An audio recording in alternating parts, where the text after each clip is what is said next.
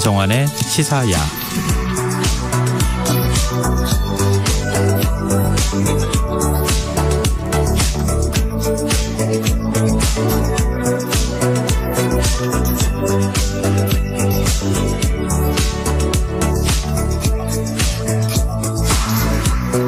하루의 마무리, 오늘도 함께 하시죠. 시사평론가 김성환입니다. 잉글랜드 프리미어 리그에서 활약 중인 손흥민 선수, 교체 출전 13분 만에 해트트릭을 완성하며 영국 BBC 방송이 선정한 2주의 팀에 이름을 올렸는데요. 더 깊이 있게 들여다보는 인터뷰 시간에 전문가와 관련 이야기 나눠보겠습니다. 월요일은 실용서부터 경제, 경영, 그리고 인문학까지 실생활에 필요한 책을 함께 읽어보는 시간이죠. 주경야독 코너도 마련되어 있으니까요. 많은 관심 부탁드리겠습니다. 김성환의 시사에는 청취자 여러분들의 관심과 참여 기다립니다. 방송 내용과 관련해 의견 있으신 분들은 문자 보내주십시오. 당첨된 분들께는 모바일 쿠폰 보내드릴 텐데요. 참여하실 번호는 샵9730이고요. 짧은 문자는 50원, 긴 문자는 100원의 이용료가 부과됩니다. 콩 어플리케이션과 KBS 1라디오 유튜브 채널을 통해서도 저희 방송을 실시간으로 시청 또 참여하실 수 있습니다. KBS 1라디오 김성환의 시사야. 그럼 지금 시작하겠습니다.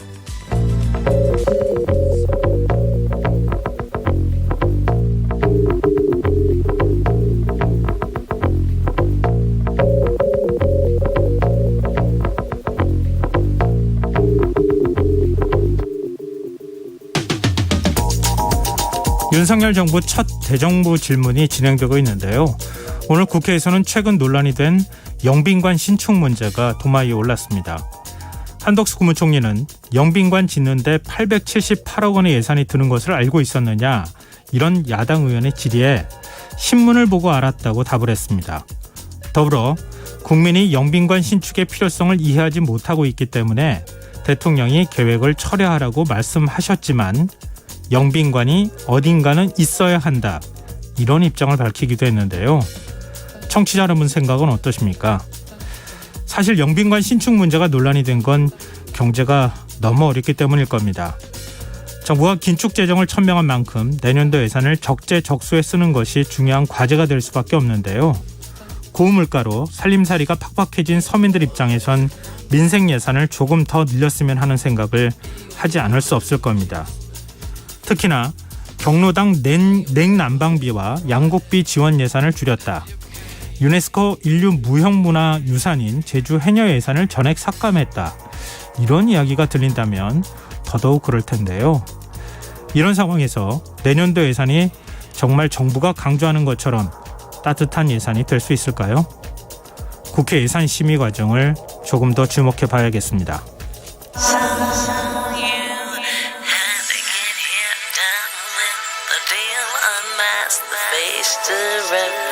The real what you feel, you and your everyday situations, all the unnecessary complications.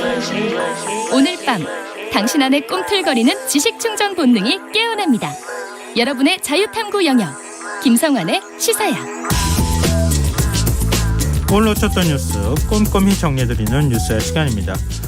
김민하 시사평론가 나와 계십니다. 안녕하세요. 안녕하세요. 네. 영국에 도착한 윤석열 대통령 오늘 엘리자베스 2세 여왕 장례식에 참석했어요. 그렇습니다. 이게 현지 시간으로 19일 오전 11시, 우리 시간으로 이제 오후 7시부터 공식적으로 엘리자베스 2세 여왕의 국가장이 시작이 됐는데요. 네. 이 런던 웨스트민스터 사원에서 진행이 됐고, 윤석열 대통령을 비롯해서 조 바이든 미국 대통령 등의 세계 주요 국가 정상, 그리고 각국의 왕족들, 그리고 영국의 전현직 총리 등이 참석을 한 그런 자리였습니다.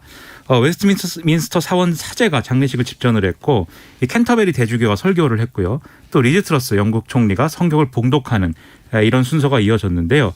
이후에 이제 이 엘리자베스 2세 여왕의 관은 장례 행렬과 함께 웨스트민스터 사원을 떠나서 웰링턴 아치까지 이제 행진을 하면서 윈저성에 들어갈 때까지 영국 대중들하고의 어떤 접촉 이런 것들이 계속 이어졌고요.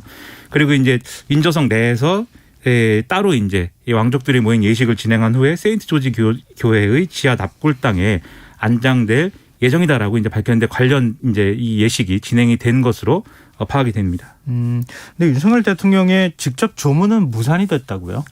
그렇습니다. 이게 보통 이제 해외의 경우에는 이렇게 이 왕이 이제 서거하거나 하면은 네. 이러한 관이나 이런 것들을 대중에 공개해가지고 조문을 받지 않습니까? 네네. 여기에 이제 각국의 정상들이나 또 영국의 이제 최고위급 어떤 정치인들도 다 이제 가서 조문을 하는데 마찬가지로 이번에도 각국 주요국 정상들이 여기에 이제 이 웨스트민스터 궁전 내에 웨스트민스터 홀에 안치된 이 엘리자베스 2세 여왕의 관에 조문을 쭉 했습니다. 네. 그런데 이제 이 윤석열 대통령은 현지 시각 18일에 런던에 도착을 했는데 이 여왕의 관에 조문을 하는 절차는 이제 진행을 못한 것으로 이렇게 알려져 있고요. 네.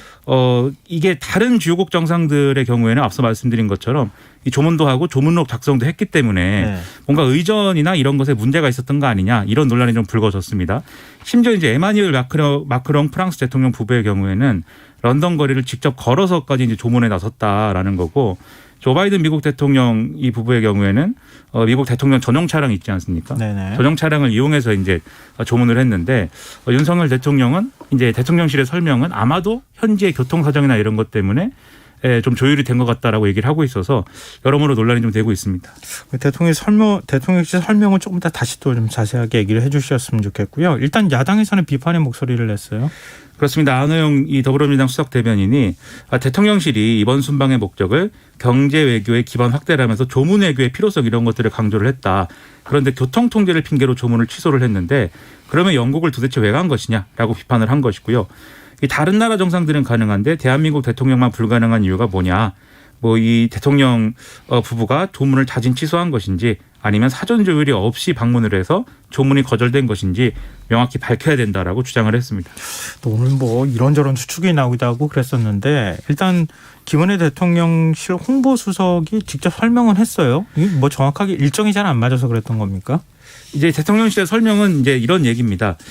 그러니까 어제 이른 오후까지 도착한 정상들은 조문을 할 수 있었는데 네. 오후 2시에서 3시 이후에 도착한 정상들의 경우에는 이 런던 내에 여러 가지 복잡한 상황들이 있어서 이 오늘로 조문록 작성이 이제 조율이 됐다.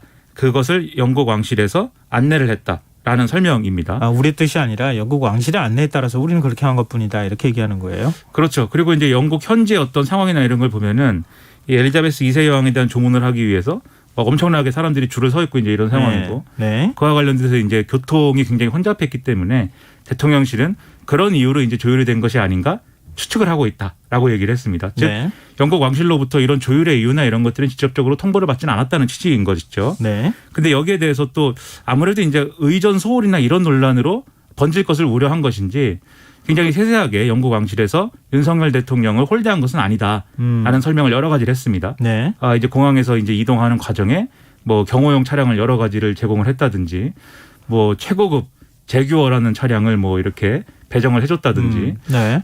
전 제규어라는 차량은 잘 모릅니다만 어쨌든 이제 그런 얘기를 해서 홀대는 아니다. 이것을 대통령실은 굉장히 강조를 했습니다.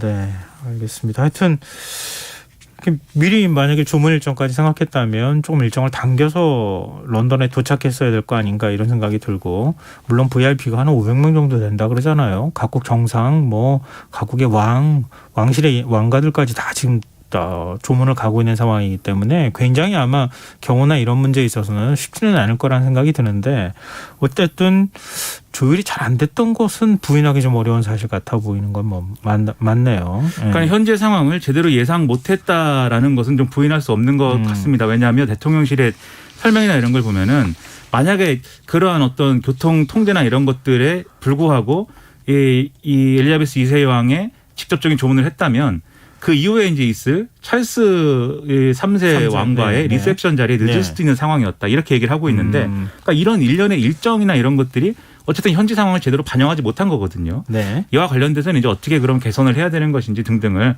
앞으로 좀 잘 점검을 해야 되겠죠. 네.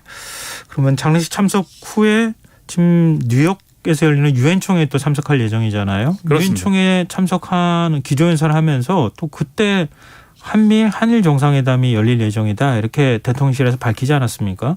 근데 한일 정상회담 개최가 불투명하다 이런 소식이 들어오고 있는데 정확하게 어떻게 된 겁니까? 그러니까 일본 언론 산케이 신문이 보도를 했는데요.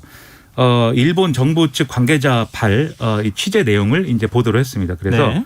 일본 측이 회담 개최를 언급한 우리 대통령실 발표에 대해서 사실에 근거하지 않은 발표를 삼가달라라고 항의했다. 그러니까 일본 정부는 회담에 대해서 공식적으로 결정한 바 없다라는 취지다. 이렇게 보도를 했는데 네. 그리고 원래 이제 정상회담 개최를 하기로 하면은 양국이 일정을 확정하고 동시에 발표하는 게 외교적 관행이지 않습니까? 그렇죠. 근데 실제로 대통령실이 이 30분 남짓 집중적으로 얼굴을 마주볼 것이다. 이렇게 발표를 했는데 일본에서는 아직 정해진 바 없다라고 공식적으로 관방장관이 발표를 한 바도 있었거든요. 네. 그러니까 이런 걸 볼 때도 이 한일 정상회담의 개최가 확정된 사실이냐에 대해서 좀 논란이 있는 것이죠. 다만 우리가 발표한 내용을 봐도 30분 남짓이라고 했는데 네. 이 30분이라는 게 통역까지 포함한 이 내용임을 고려를 하면은 그러면 15분 정도 만나서 얘기하는 거 아니겠습니까? 네. 그러니까 아마도 약식회담이나 이런 것을 이제 상정하고 얘기하고 있는 거 아니냐라는 해석도 있습니다. 그래서 약식회담이라는 거는 이제 어느 정도는 준비되지 않은 상황이라는 것도 전제가 되는 거니까 그런 점에서 이제 얘기가 나오는 거 아니냐라는 해석도 있는데 어쨌든 오늘 대통령실 고위 관계자는 한일 정상회담에 대해서는 공식적으로 노코멘트다라고 기자들에게 얘기를 했고요. 그러면서 뭔가 돌발 상황이 발생하거나 해서 기존에 전망했던 게 달라진 건 아니다라고 또 얘기를 하고 있습니다. 그러니까 아직까지는 뭐라고 단정적으로 말하기는 쉽지 않겠네요. 그러니까 이전 정부에서 우리는 풀어사이드 회담을 한다고 약식회담을 한다고 이제 얘기를 했었는데 그거를 하기로 했다. 일본 정부하고 합의했다라고 얘기를 했는데 일본 정부가 애매모호하게 답을 해놓고 스가 요시히데 총리가 1분 정도 얘기한 다음에 도망간 사례가 있습니다. 네. 그러니까 일본 국내적으로도 기시다 후미오 총리가 이 문제에 대해서 한일 정상회담을 개최한다라고 말하기가 굉장히 껄끄러운 지금 상황이기도 하거든요. 네네. 그런 국내 정치적 요인들이 겹쳐져 있다 보니까 그래서 드러내놓고 말은 못하고 뭐 우연을 가장한 만남을 하겠다는 건지 아니면 아직 뭐 설익은 것을 우리 정부가 너무 미리 발표를 해서 뭐 이렇게 뭐 물을 엎질른 것인지 네. 요거는 아마 조만간 확인이 되겠죠. 네, 알겠습니다. 화제를 좀 바꿔보죠. 윤석열 대통령이 출국하기 전에 뉴욕타임즈와 인터뷰한 내용이 보도가 됐어요. 근데 이 발언 내용이 좀 논란이 되고 있네요. 그렇습니다. 뉴욕타임스하고 인터뷰를 하면서 외교, 국방 관련 이제 윤석열 정권의 지향점을 설명을 하면서 이전 정부와 다른 점들을 좀 비교해 가면서 이 얘기를 했는데요. 근데 이 과정에서 문재인 정부의 대북 정책에 대해서 이 북한에게만 집착했다라는 취지의 표현을 했습니다. 더 구체적으로는 교실에서 한 친구에게만 이제 사로잡힌 학생 같아 보였다. 그러니까 우리나라가 한국이 교실에 이제 여러 학생들 같이 있는데 이 한국이라는 학생의 태도가 마치 북한이라는 친구가 한 명 있는 학생인 것처럼 네. 이렇게 보였다라고 이제 평가를 한 거거든요. 이제 이 얘기가 이제 여러모로 논란이 되고 있고요. 또 윤석열 대통령은 이 문재인 정권은 미국과 중국 사이에서 모호한 태도였는데 나는 예측 가능성을 추구하고 있고 그렇기 때문에 앞으로의 한국은 미중 관계에서 더 분명한 태도를 보일 것이다라고 이 인터뷰에서 얘기를 했습니다. 네. 근데 참 이거 공교롭다고 해야 되나요? 오늘이 9월 19일이에요. 지금 9.19 남북 공동혁명 채택한 군사합의 채택했던 날이기도 하잖아요. 그러니까 그 4주년 기념 토론회 축사로 문재인 대통령이 이게 이제 공식성상에서 하는 첫 메시지일 것 같은데 입장을 밝힌 게 있네요. 그렇습니다. 문재인 전 대통령이 이 9.19 군사합의 4주년 기념 토론회를 앞두고 서면 축사를 공개를 했는데 그동안에 이제 7.4 공동성명, 남북기본합의서, 6.15 선언, 14선언, 판문점 선언, 평양 공동선언 등을 언급을 하면서 이게 다 어려운 여건 속에서 이 남북이 역지사지하고 허심탄회한 대화와 협상을 통해서 만들어낸 역사적 합의다. 그렇기 때문에 정부가 바뀌어도 마땅히 존중하고 이행해야 될 약속이다라고 강조를 한 그런 내용이었습니다. 네. 그러면서 이 문재인 정권 당시에 이제 이 충분히 진전되지 못한 남북 관계에 대해서 아쉬움을 표현을 했고요. 한반도 평화와 비핵화는 한순간도 포기할 수 없는 결의의 수건이다. 민족 생존과 번영의 길이고 세계 평화와 안정에 결정적으로 기여하는 길이다라고 했는데 언론은 이런 메시지가 연이어 나오다 보니까 신구 권력 간의 갈등이다 또 이렇게 보도를 하고 있습니다. 네. 맞춰서 서로 간의 입장을 낸 건지 아닌지 잘 모르겠네요. 네. 일단 전현기 대통령의 대북 메시지를 두고 정치권 좀 떠들썩한 분위기인데요. 일단 국민의힘 정진석 비대위원장이 메시지 낸 것부터 전해 주시죠. 정진석 비대위원장이 비대위 회의에서 4년 전 오늘 북한의 김정은과 문재인 전 대통령이 체결한 9.19 군사합의는 이미 휴지 조각이 됐다. 제발 좀 도보다리의 미몽에서 깨어나 주시길 바란다라고 촉구를 했는데 도보다리라는 거는 익히 아시다시피 문재인 전 대통령하고 김정은 국무위원장이 단독으로 이제 회담을 한 그런 이제 도보다리 회담을 얘기하는 거죠. 네, 판문점 회담할 때. 그렇죠. 했었죠. 예. 근데 이렇게 얘기를 하면서 도보다리에서 김정은이 문재인 전 대통령에게 했다는 비핵화 약속이 구체적으로 무엇인지 국민 앞에 밝혀주길 바란다. 있다라고 주장도 했는데 예. 국민의힘은 계속 이 자리에서 뭔가 이제 공개적으로 밝힐 수 없는 것들을 약속해 준 거 아니냐라는 의혹을 지난 정부에서부터 계속해서 제기를 하고 있는데 그 얘기를 다시 한번 정진석 비대위원장이 얘기를 한 셈입니다. 그때 판문점에서 뭐 지금 남북 정상이 만났을 때 두보다리에서 한참 두 사람이 그냥 얘기를 했는데 무슨 대화를 나눴는지 당시에 중계가 안 됐잖아요. 그렇죠. 근데 그때 뭔 얘기했느냐 이렇게 얘기한다는 거죠. 그렇습니다. 민주당 이재명 대표도 입장을 냈죠. 오늘 최고위원회에서 이재명 대표는 이렇게 얘기했습니다. 남북 정상 간 회담을 정치쇼라고 국제사회에 나가서 비난을 하면 대한민국 국경이나 위상이 어떻게 될지 참으로 걱정이 된다. 해외에서까지 한반도 평화를 위한 성과를 상대 진영이라는 이유로 이렇게 평가하는 것은 자중하실 필요가 있다라고 윤석열 대통령을 겨냥해서 얘기를 했는데요. 네. 이 남북 정상 간 회담을 정치쇼다라고 얘기를 한 것은 이제 지난 대선 과정에서 이제 윤석열 대통령이 얘기를 했는데 네. 뉴욕타임스 인터뷰에서 직접적으로 그렇게 얘기하진 않았지만 뉴욕타임스의 기사 내용에 보면은 네. 과거에 윤석열 대통령이 이렇게도 네네. 얘기했다라고 인용을 해놓은 부분이 있습니다. 네. 그래서 그런 것들에 대해서 종합적으로 비판을 하는 그런 상황이었습니다. 네. 서로가 시각이 정말 차이가 많이 나네요. 지금 여러분께서는 KBS 라디오 김성환의 시사회와 함께하고 계십니다. 계속해서 뉴스에 이어가겠습니다. 이제 국회 쪽으로 좀 시선을 돌려보죠. 국회에서는 정치 분야 대정부 질문이 있었는데요. 어떤 질의응답이 있었습니까? 일단 더불어민주당은 윤석열 정부 실책론을 제기하면서 김건희 여사 관련 의혹 등등을 중점적으로 제기를 했습니다. 그래서 김건희 여사 관련된 특검법을 처리해야 될 필요성 이런 것들을 거론을 하면서 공공주택 관련 예산이라든가 군인들에 대한 복지 예산이 축소가 됐다.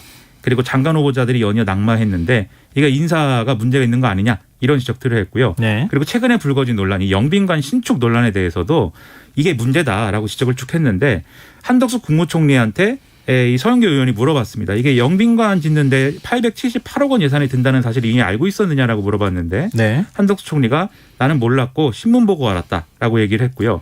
사전에 이 신축 계획을 알고 있었냐라고 물어본 거에 대해서는 대통령과 그런 문제를 논의할 시간은 없었다라고 얘기를 하면서 이게 좀 논란이 됐습니다. 반면 국민의힘은 문재인 정권 심판론을 키우는 데 주력을 했는데요. 이 태양광 사업 논란 최근에 제기된 이 문제나 이런 것들을 언급을 하면서 문재인 정권이 비정상의 대한민국을 만들었다 이렇게 주장을 하는가 하면 지금 더불어민주당이 주장을 하고 있는 김건희 여사 관련된 사건들에 대한 특검법에 대해서도 이재명 대표의 사법 리스크를 물타기 하기 위한 거 아니냐라면서 반격을 하기도 했습니다.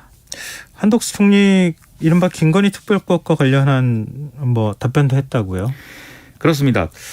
최근에 이제 몇 가지 여론조사 결과를 종합을 해보면은 김건희 여사 관련 사건에 대해서 특검이 필요하다라고 생각하는 국민 여론이 한 과반 좀 넘게 나온다 이런 여론조사 결과들이 있지 않았습니까? 예. 거기에 대해서 민주당 서영교 의원이 이렇게 여론조사에서 찬성 여론이 높은데 이 김건희 여사 관련 특검법 추진해야 되는 거 아니냐 이렇게 얘기를 했습니다.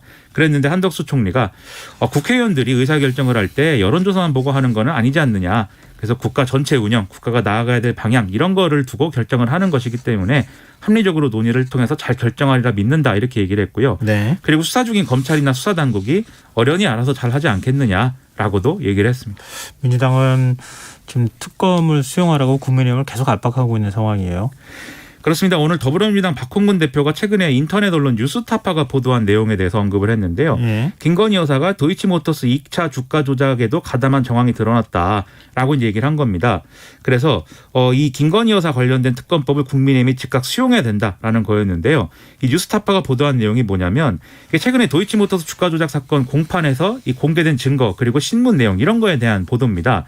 그래서 실제 이 당시에 주가 조작 사건의 2차 작전으로 구분되는 시기에 관여한 이제 모 인베스트먼트 이 자산운용사를 이제 검찰이 압수수색하는 과정에서 이 컴퓨터에서 이름이 김건희로 돼 있는 엑셀 파일이 나왔다라는 건데요. 네. 이 파일 작성 일자가 소위 2차 작전이 진행되던 2011년 1월 달이었다는 겁니다. 근데 그동안에 이제 윤석열 대통령과 김건희 여사 측은 그 당시에 이 계좌를 다른 사람에게 맡겨서 거래를 한 적도 없고 또 이런 2차 작전 이런 것들과도 관계가 없다고 얘기를 했는데 네. 어째서 여기서 이 파일이 나왔느냐 이런 이제 문제이기 때문에 이것을 거론하면서 특검법의 정당성 이런 것들을 주장을 하고 있는 것이죠.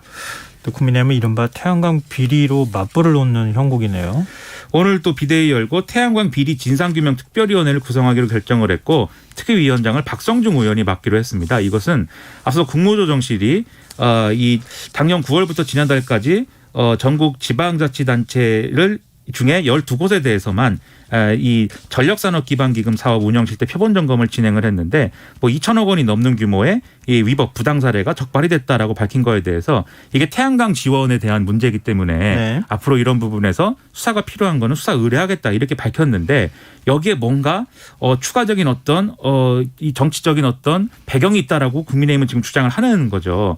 그래서 이와 관련돼서 말씀하신 대로 맞불 작전처럼 이제 나오겠다라는 걸로 해석이 됩니다. 국회 국방위에서는 문재인 전 대통령 증인 채택 문제를 두고 공방을 벌였네요. 그렇습니다. 국민의힘이 지금 이제 여러 논란이 좀 있지 않았습니까? 예를 들면 네. 서해 공무원 피살 사건이라든지 그다음에 이제 강제 복송 뭐 논란이라든지 지금 수사 중이기도 하고요. 그렇죠. 네. 그리고 기무사의 계엄령 문건과 관련된 여러 가지 논란 등을 근거로 해서 문재인 전 대통령을 증인으로 출석 요구를 했다라는 건데요. 더불어민주당 여기에 대해서 이게 가능한 것이냐, 그리고 뭐 다른 수사받고 있는 관계자들도 특히 이제 국민의힘이 자기들이 고소고발한 어떤 그런 이 대상자들도 다 증인 신청을 했는데 이건 증인을 채택하지 말자는 거냐, 어떤 내용인 거냐, 모순된 거 아니냐 이렇게 이제 지적을 하는 그런 상황이 이어졌는데요. 네. 국민의힘 의원들은 이런 여러 가지 의혹에 대해 해명하기 위해서라도 문재인 전 대통령에 대한 증인 채택이 필요하고 과거에 더불어민주당도 이명박 전 대통령에 대해서 증인 채택을 주장한 적이 있다라고 또 맞서는 그런 형국이 됐습니다. 네. 또 국민의힘 얘기도 좀 해보죠. 주호영 의원이 국민의힘 새 원내대표로 선출됐어요. 그렇습니다. 당 비대위원장에서 물러난 지 약 한 달 만에 원내대표로 돌아왔는데요. 의원총회에서 투표한 의원 106명 중에 61명의 지지를 얻어서 당선이 됐습니다. 그리고 당원상 원내대표 임기는 1년을 해야 되는데 지금 주호영 원내대표는 중도 사퇴한 권성동 전 원내대표의 자녀 임기만 수행한다고 했기 때문에 그걸 적용하면 이제 내년 4월까지 역할을 할 것으로 일단 예상이 되고요. 네. 경쟁되어 있던 재선의 이용호 의원은 42명의 지지를 얻었는데 이게 여러 가지 해석을 낳고 있습니다. 그러니까 애초에 주호영 의원에 대한 사실상의 추대론 이런 것들을 거론을 하면서 절대 다수가 뭐 표를 몰아줄 것처럼 일부에서 얘기를 했는데 실제로 열어보니까 그게 아니었다. 왜냐? 이것에 대해서는 아마도 뭐 윤시민이 윤핵관이니 이런 논란에 대해서 국민의힘 의원도 피로감과 거부감을 가지고 있다라는 점. 그리고 이 지난 4월에 연내대표 경선할 때 조혜진 의원이 21표 받았는데 이게 이른바 비윤계라고 볼 수 있지 않겠습니까? 네. 이 표가 더해진 것 이런 것들이 종합적으로 영향을 미쳤다. 이렇게 좀 해석이 되고 있습니다. 뭔가 심상치 않다 이런 얘기로 정리할 수 있을 것 같긴 한데, 근데 이런 가운데 정진석 비대위원장과 유상범 의원이 주고받은 메시지가 언론에 공개가 됐어요. 이게 또 논란이 있네요. 이게 오늘 오전에 국회 의원총회에서 이제 사진 기자 등에 의해서 촬영 보도가 된 내용인데 네. 정진석 비대위원장 휴대전화 화면을 보면은 정진석 위원장이 유상범 의원 윤리위의 부위원장을 맡고 있는 유상범 의원에게 중징계 중 해당 행위는 경고해야지요 이렇게 메시지를 보냈는데 여기에 대해서 유상범 의원이 성상납 부분 기소가 되면 함께 올려서 제명을 해야지요라고 답장을 하는 내용을 담고 있었기 때문에 이준석 전 대표 측은 이게 비대위가 윤리위에 개입하고 있는 거 아니냐라는 취지의 반발을 한 그런 상황입니다. 근데 지금 이제 논란이 되는 게 유상범 의원이 윤리위원회 부위원장직을 맡고 있다는 거 아니겠습니까? 그렇습니다. 윤리위원회는 좀 객관적으로 판단을 해야 될 기구인데 부위원장의 생각이 드러났다. 이 부분이 좀 핵심 아니겠어요? 그렇습니다. 그래서 이제 이준석 전 대표 측은 이게 문제가 상당하다라고 얘기를 했는데 정진석 비대위원장은 여기에 대해서 해명을 하기를 비대위가 윤리위원회에 지시를 내린다든지 이런 건 사실이 아니다. 왜냐하면 이 문자를 주고받은 시점이 지난달 13일이고 그때는 나는 당직을 맡지 않은 평당한 신분이었고 그냥 이준석 전 대표가 너무 막말을 해서 그거에 대해서 해야 될 얘기를 한 것뿐이다 라고 얘기를 했거든요. 근데 이게 정진석 비대위원장이 비대위원장이었든 뭐였든 간에 어쨌든 유상범 의원이 이런 취지로 얘기를 하고 있기 때문에 네. 즉 이때부터 이미 이준석 전 대표에 대한 징계가 전제돼 있었던 것처럼 얘기를 하고 있기 때문에 제명 시나리오가 그때부터 사실은 가동되고 있었던 것이다. 그렇죠. 그래서 이제 네. 부적절하다는 지적이 나오다 보니까 유상범 의원은 결국 윤리위원직을 사퇴한 그런 상황입니다. 부위원장이 사퇴했는데 그러면 윤리위원회 회의가 뭐 제대로 열릴 수 있는 겁니까? 일단 윤리가 입장을 밝히기로는 지금 의사정족수나 이런 것에는 문제가 없다. 그래서 결정하는 데는 뭐 문제가 없기 때문에 정해진 일정을 그대로 수행하겠다라고 얘기를 하고 있는 상황입니다.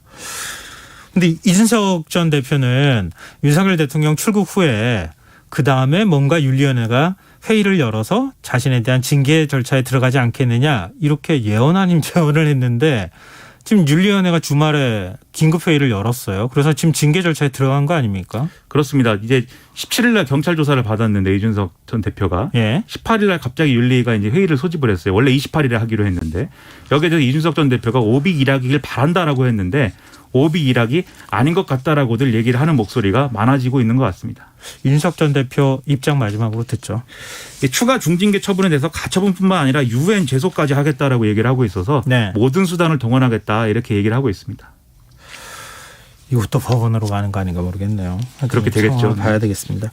오늘 뉴스 여기까지 하겠습니다. 지금까지 김민하 시사평론가였습니다. 고맙습니다. 고맙습니다.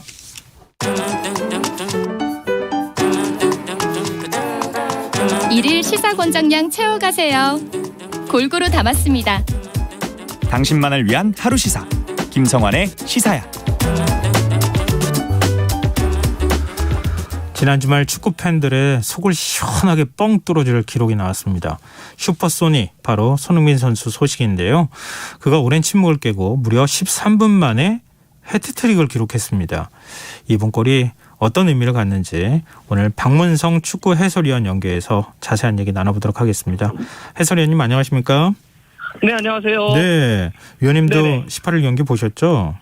네네, 봤습니다. 이 손흥민 선수 그동안에 마음고생 굉장히 많았을 것 같은데 골이 네. 막 시원하게, 저도 그 영상 보고 깜짝 놀랐는데요. 너무 잘 차놔가지고 하여튼 그동안에 그렇습니다. 골 못 넣은 거 한을 풀어주듯이 그렇게 골을 넣더라고요. 어떻게 보셨습니까?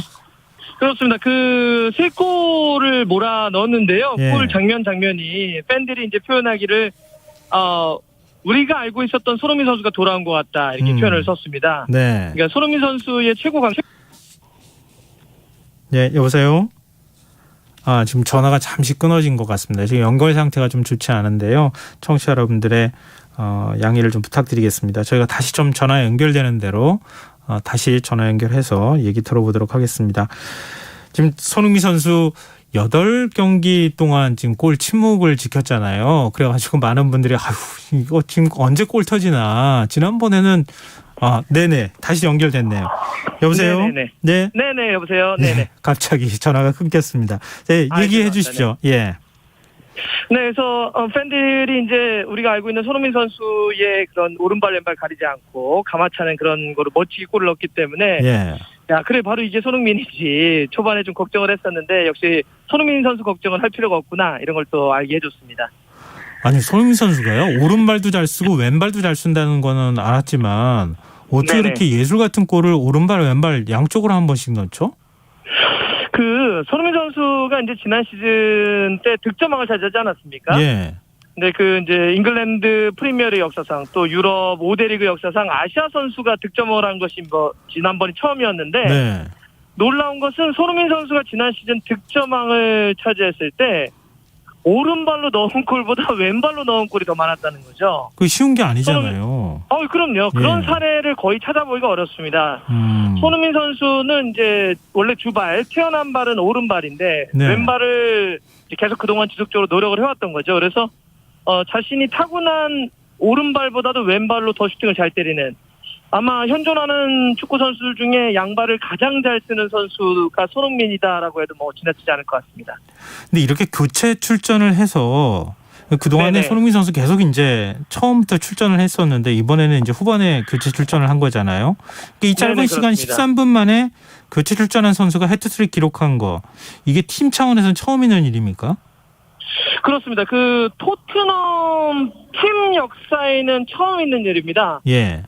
토트넘이 이제 1992년 잉글랜드 프리미어리그가 출범하고 나서 토트넘 선수 중에는 교체로 출전해서 해트트릭 한 적이 없고요. 네. 잉글랜드 프리미어리그 역사 전체를 따져도 7년 만에 있는 일이고, 아마 전체 역사를 따져도 한 7번 정도밖에 없었던 굉장히 좀 희귀한 사례죠. 그건 그럴 수밖에 없는 게 이제 교체 출전하게 되면 아무래도 출전할 수 있는 시간이 적기 때문에. 그렇죠. 예. 예, 사실 한 골이 아니라 그렇게 3골을 넣는다는 건 더더욱 어려운데, 그거를 이번에 그것도 13분 만에 손흥민 선수가 넣었기 때문에 유럽 현지에서도 상당히 많은 이야기들과 평가가 있었던 게 사실입니다. 아니 근데 이거 아마 영상을 많은 분들이 보셨겠지만 못 보신 분들을 네네. 위해서 설명을 좀 해드릴 필요가 있을 것 같아요. 이게 좀 네. 일부러 선수들이 골을 몰아준 건가?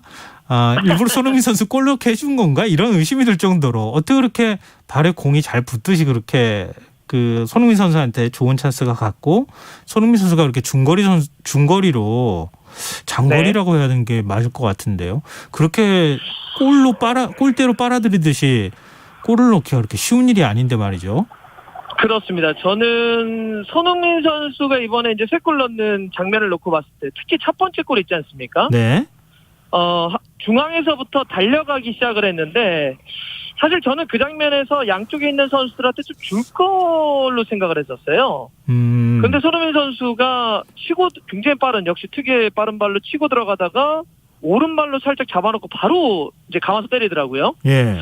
저는 그 장면을 보면서 와, 막 손흥민 선수의 역시 이 감아 때리는 킥은 예. 한국 축구 역사상 최고구나라고 하는 걸 느끼기도 했지만 또 한편으로는 어떤 걸 느꼈냐면 손흥민 선수가 굉장히 간절하구나.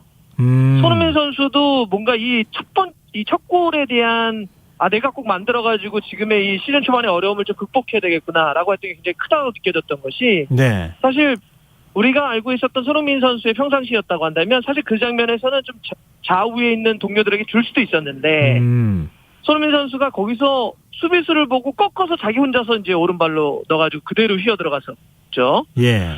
저는 이제 그 골을 딱 넣은 다음에 손흥민 선수가 세레머니가 상당히 인상적이었는데요. 예.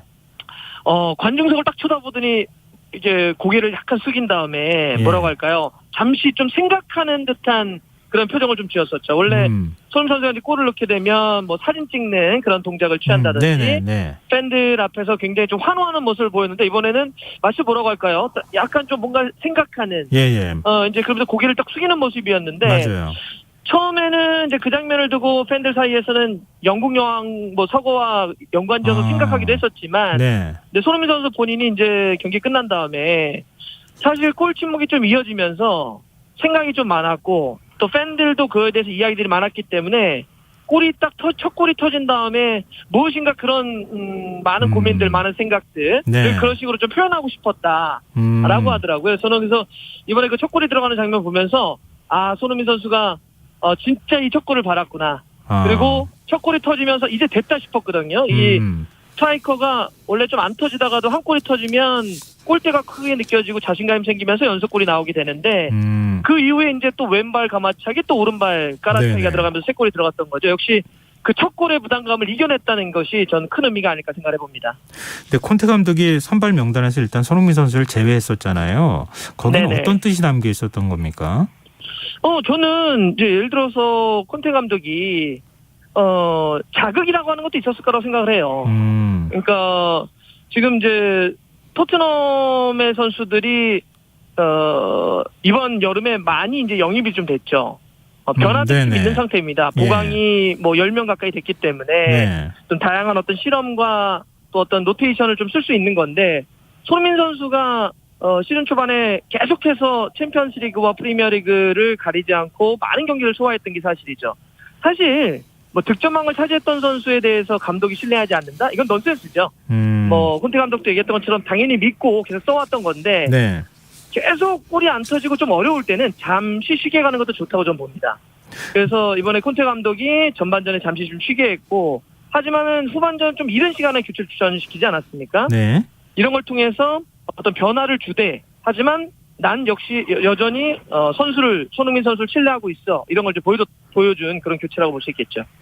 네, 뭐 콘테 감독도 득점왕 다음 시즌은 원래 어렵다. 뭐 이런 얘기를 했다고 하던데요. 일단 손흥민 선수가 그동안에 골 침묵을 지키는 과정에서 굉장히 마음고생을 많이 했을 것 같은데 그 원인이 어떤 심리적인 압박으로 해석해야 되는 겁니까? 아니면은 팀이 전술이 좀 바뀌고 외부에서 선수들이 많이 바뀌면서 팀워크를 좀 맞추기가 어렵기 때문인 겁니까? 일단 저는 전술 변화가 좀 있었다고 봅니다. 이제 손흥민 선수가 약간 왼쪽에서 주로 뛰는 선수잖아요. 왼쪽에서 중앙으로 들어오는데 왼쪽에 페리치라고 하는 수비 쪽 윙백 선수가 들어오면서 이제 공격은 혼자 하는 것이 아니라 또 여러 명이 하게 되는데 왼쪽 라인이 변화가 있다 보니까 손발이 맞는 시간이 좀 필요했다라고 하는 게 하나 있고요. 또 하나는 이제 이게 이번 시즌은 카타르 월드컵 때문에 좀 프리미어리그 개막이 빨라졌어요. 그러면서 프리시즌 때 휴식이라든지 몸을 끌어올릴 시간이 물리적 시간이 좀 부족했던 게 사실입니다. 아마 팬들이 다 기억하실 텐데 여름에 토트넘이 우리나라에 와서 팀 K리그와 또 국내에서 평가전도 치렀었잖아요. 짧은 시간 동안 몸을 빠르게 끌어올려야 됐었기 때문에 제가 봐서 손흥민 선수의 개인적인 컨디션도 조금 떨어져 있던 게 사실이었던 것 같아요. 여러 가지 이제 일정들을 좀 많이 소화하면서 네네. 그런 어떤 개인의 컨디션의 문제, 팀 전술의 변화가 두 가지가 물렸는데 A매치 딱 맞춰가지고 폼 끌어올리는 거를 보면서 예. 역시 손흥민 선수 걱정은 하는 게 아니구나, 축구에서. 알아서 다 끌어올리는구나. 이번에 A매치 때도 손흥민 선수 잘하겠구나, 이런 걸 다시 한번 느꼈습니다. 네. 근데 사실 저는 개인적으로 좀 걱정됐는데요. 그렇게 좋은 기록을 내고 헤트트릭까지 하고 난 다음에 바로 그냥 지금 국내로 날아온 거 아니에요. 하루 만에. 네네. 지금 네. 벤투에 합류했는데 이 손흥민 선수 컨디션 조절이 가능할까? 좀 걱정이 되긴 하더라고요. 이제 아무래도 오늘 이제 입국을 했는데요. 예. 근데 이게 손흥민 선수는 또 다른 유럽에 있는 선수들은 그게 일상이기도 합니다. 이제 경기가 끝나게 되면 또 A매치 때문에 해야 되는, 물론 피곤하죠. 우리도 비행기를 그렇게 10시간 정도 타고 어딜 가면 시차도 있고 비행이 피곤할 수는 있는데, 일단 좀 그러겠지만 또 워낙 그런 생활을 좀 반복했던 게 좀 있고요. 네. 또 그러면서 한편으로는 어쨌든 벤투 감독이나 대표팀 차원에서도 그렇게 유럽에서 뛰다가 바로 넘어온 선수들에 대한 컨디션 관리 좀 필요할 것 같아요. 네. 이번에 우리가 2번의 평가전을 하게 될 텐데 네. 금요일과 다음 주 화요일의 경기겠죠. 예. 선수들의 몸 상태를 좀 면밀히 좀 파악을 해가지고 두 경기 어떻게 좀 나눠 쓸 것인지를 좀 봐야 될 것 같습니다. 좀 코스타리카하고 카메룬과 A매치 좀 어느 정도 활약할까, 이거 지금 많은 분들이 기대하고 계실 것 같은데요. 우리 선수들이 네. 그동안에 보였던 모습하고는 조금 다른 모습을 보여줄 수 있을까요?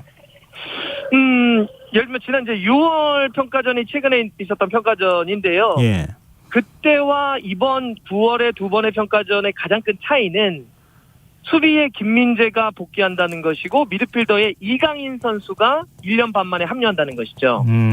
그러면 사실 처음에 걱정은 김민재와 이강인 선수는 이번 시즌 초반에 좋은데 네. 손흥민 선수가 골을 넣지 못하면서 아쉬움이 좀 있었는데요. 예. 손흥민 선수가 골을 헤트트릭을 하면서 몸을 올린 상태로 오잖아요. 그러면 그렇죠. 이번 대표팀에서 손흥민 선수만 보는 것이 아니라 뒤쪽에서 김민재 선수가 수비를 하고 네. 수비에서 연결한 볼을 이강인 선수가 잡아서 또 손흥민 선수에게 스루 패스를 넣어주고 예. 그것을 또 손흥민 선수가 마무리하는, 전체적으로 우리 대표팀의 뭐라고 할까요? 이제 카타르 월드컵이 한 2달 정도 남았는데 네. 완전체에 가까운 전력을 유지해서 이번에 보여줄 수 있기 때문에 우리가 카타르 월드컵 본선 때는 어떤 모습을 보여줄 수 있을까? 어느 정도의 경쟁력?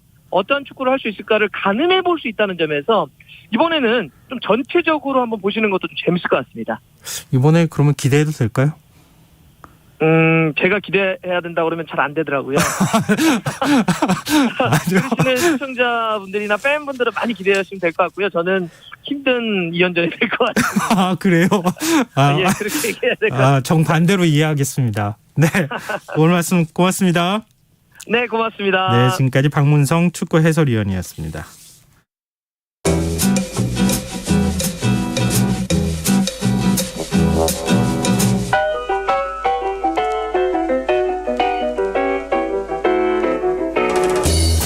유명한 건 알지만 선뜻 펼쳐보게 되지 않는 책들 많이 있으실 텐데요.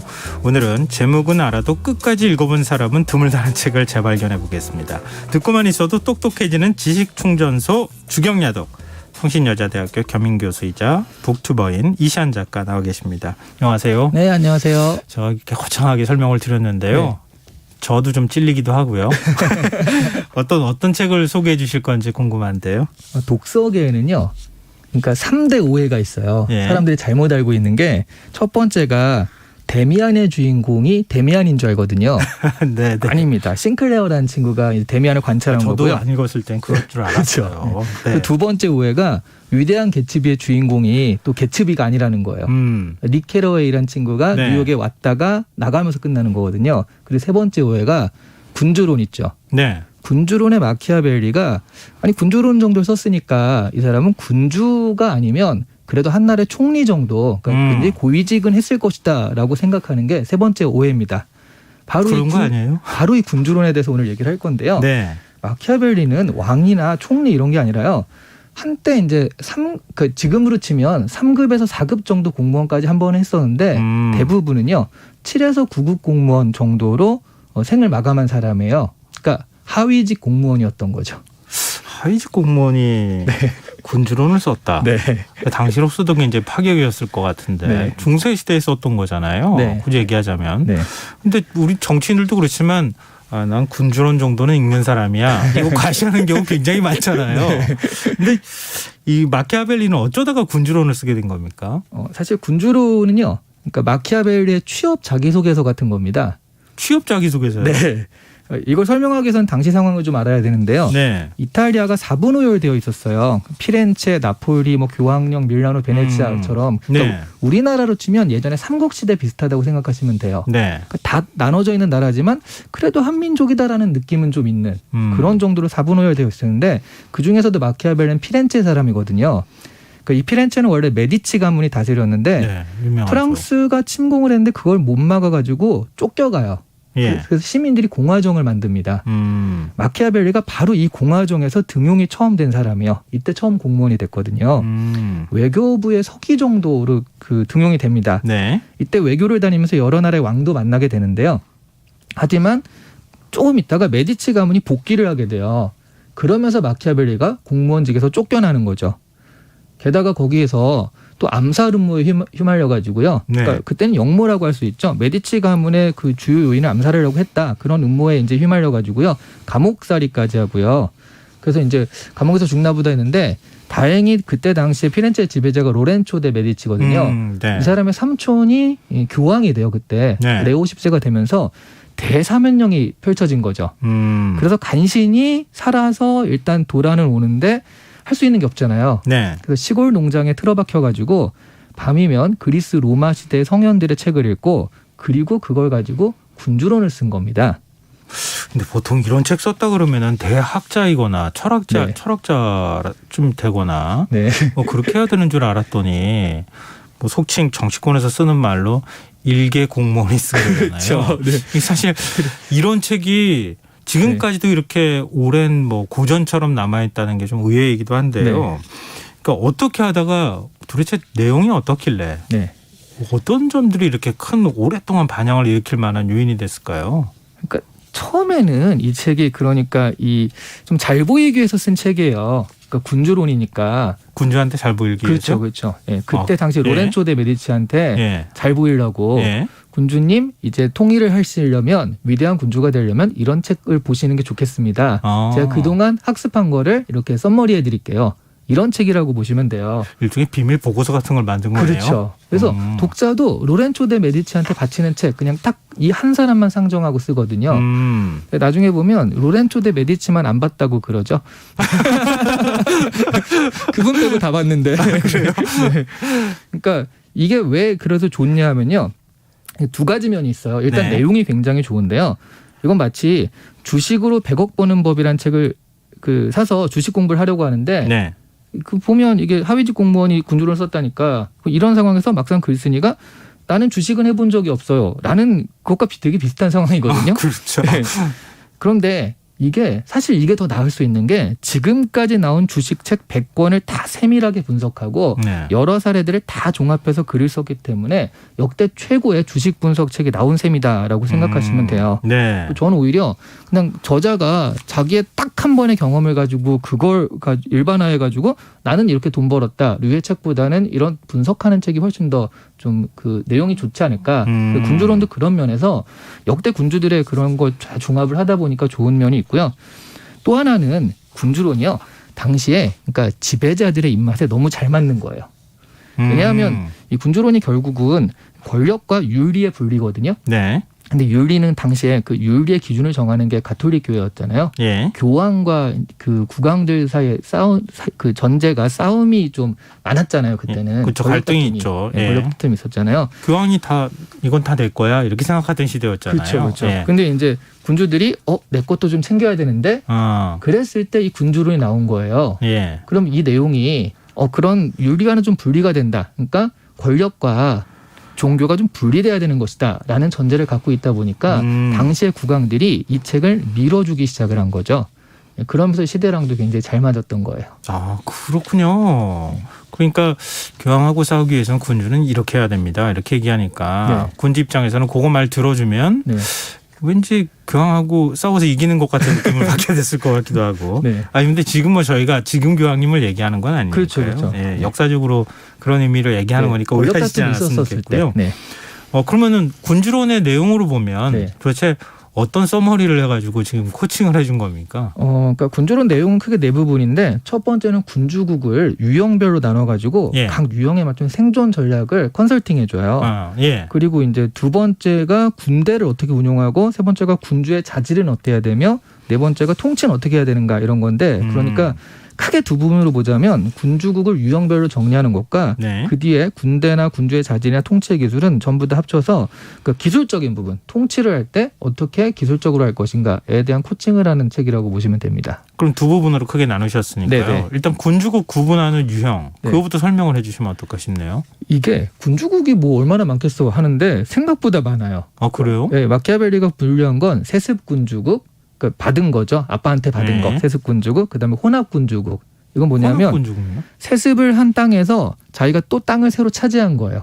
네. 그래서 세습한 것과 자기가 차지한 땅이 동시에 존재하니까 혼합 군주국. 그럼 군주에 뭐 물려받았든 뭐 했든 간에 네. 내 역할이나 그쵸. 그게 좀 네. 커진 거네요. 있는 거죠. 네. 그다음에 시민들이 만든 공화국이 있고요. 네. 그리고 아예 새롭게 만들어진 군주국이 있는데 이것도 크게 세 가지로 나눠서 내 힘으로 쟁취한 거, 남의 힘으로 준 거, 그리고 내 힘은 내 힘인데 굉장히 좀 안 좋은 사악한 방법으로 얻은 거 이렇게 또 나누고요. 네네. 시민군주국은 시민들이 군주를 옹립하는 형태의 그런 형태고 네. 교회군주국은 뭐 교회령이니까 이건 따로 그러니까 예. 이렇게만 해도 벌써 한 7, 8개 되잖아요.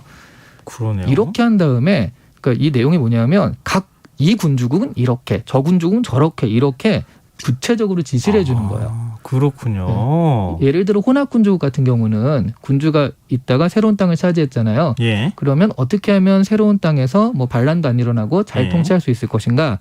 첫째, 군주가 가서 거주를 해라. 둘째, 식민들, 이 지역에 있는 사람들의 우리나라 국민들을 보내라.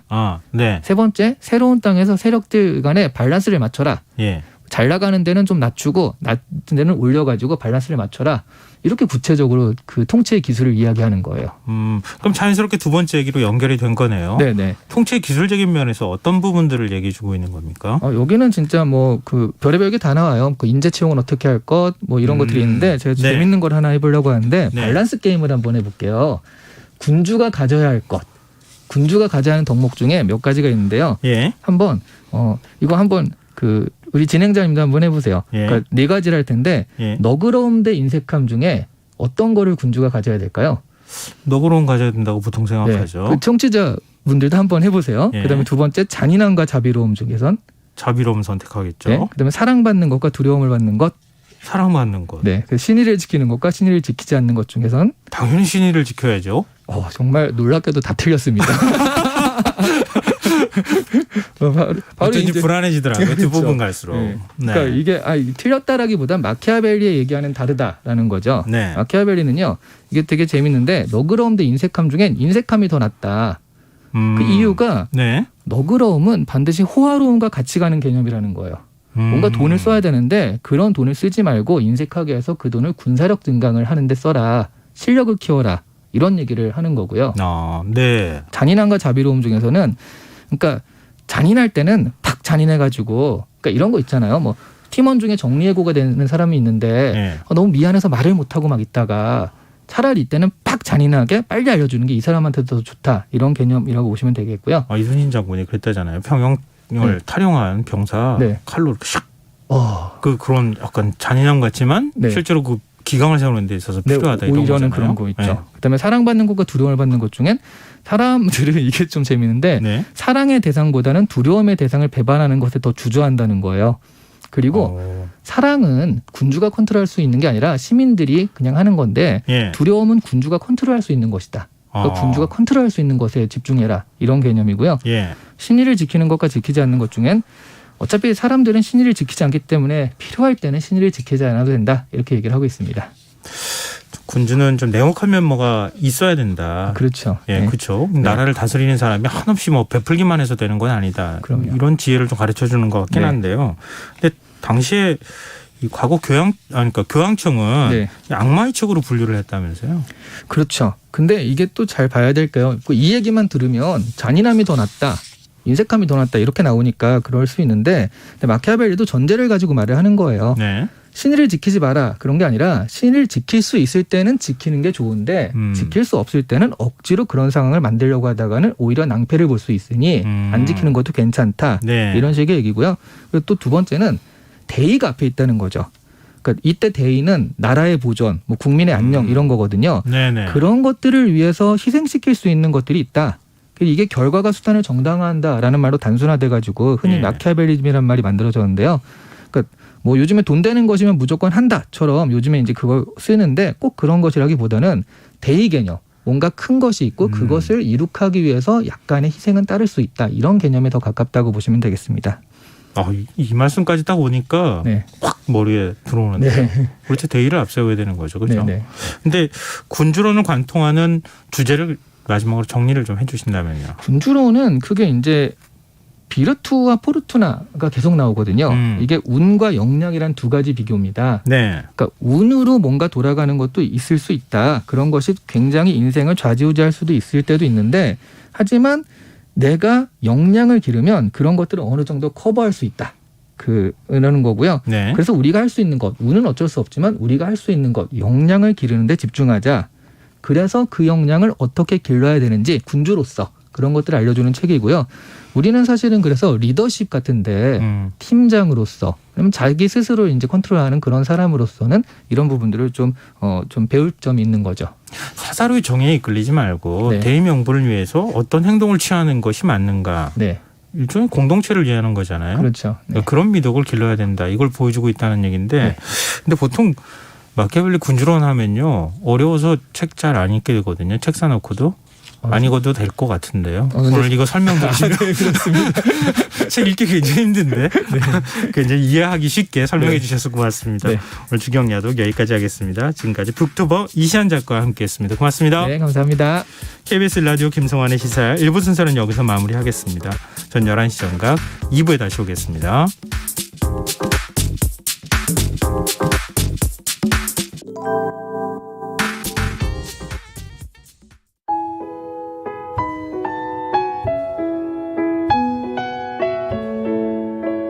경제적인 어려움에 처한 위기 가정들이 늘고 있습니다. 복지 사각지대에 처해 있는 가정들을 미리 찾아서 지원하고 위기로부터 구하는 일이 시급한데요. KBS 강태원 복지재단은 전국의 복지관과 연대해 복지 사각지대에 있는 위기 가정들을 찾아서 지원하는 운동을 시작합니다. 생활고로 인해 소중한 생명과 가정이 파탄나는 비극이 다시는 일어나지 않도록 이 일에 함께해 주십시오.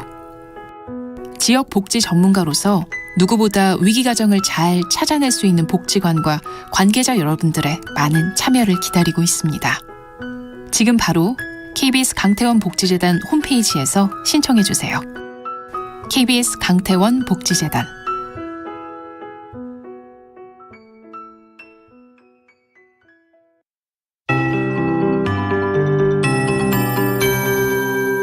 KBS 58분 날씨. 태풍이 지나가고 찬 공기가 내려오고 있습니다. 서울 지방의 경우 현재 기온 20.5도로 어제 이 시각보다 5, 6도가량이 기온이 낮아져 있고 당분간 선선한 가을 날씨가 이어질 것으로 예상됩니다. 태풍특보는 모두 해제됐지만 전 해상에는 풍랑특보가 발효 중이고 충남 서해안과 호남 서해안, 제주도에는 강풍특보가 발효 중입니다. 해상의 파도는 모레까지 최고 6, 7m로 매우 높게 일겠고 제주도 해안과 경남, 남해안, 동해안은 놀성 파도도 강하게 밀려온 것이 있겠습니다. 내일 고기압의 영향을 받겠습니다. 전국적으로 가끔 구름 많이 끼겠습니다. 당분간 별다른 비 예보 없이 전국적으로 대체로 맑거나 가끔 구름 많은 날씨가 이어지겠습니다. 내일 아침 최저기온은 세종 14도, 대구 15도, 서울 16도가 예상됩니다. 모레는 내일 아침보다 기온이 더 낮아져 강원도 산지에는 서리가 내리는 곳이 있겠습니다. 내일 낮 기온 19도에서 25도로 평년보다 2도에서 4도가 낮겠습니다. 광주 25도, 서울, 대전, 제주 24도, 인천, 부산 23도, 대구 22도, 울산은 21도가 예상입니다. 미세먼지 농도는 좋음이나 보통으로 예상됩니다. 서울지방 현재 기온 20.4도, 습도 63%입니다. KBS 58분 날씨 전건배입니다.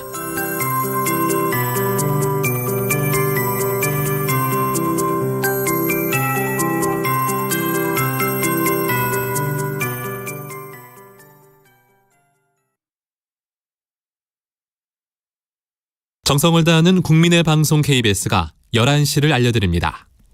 AM 711kHz, FM 97.3MHz, KBS 1라디오입니다. HLKA.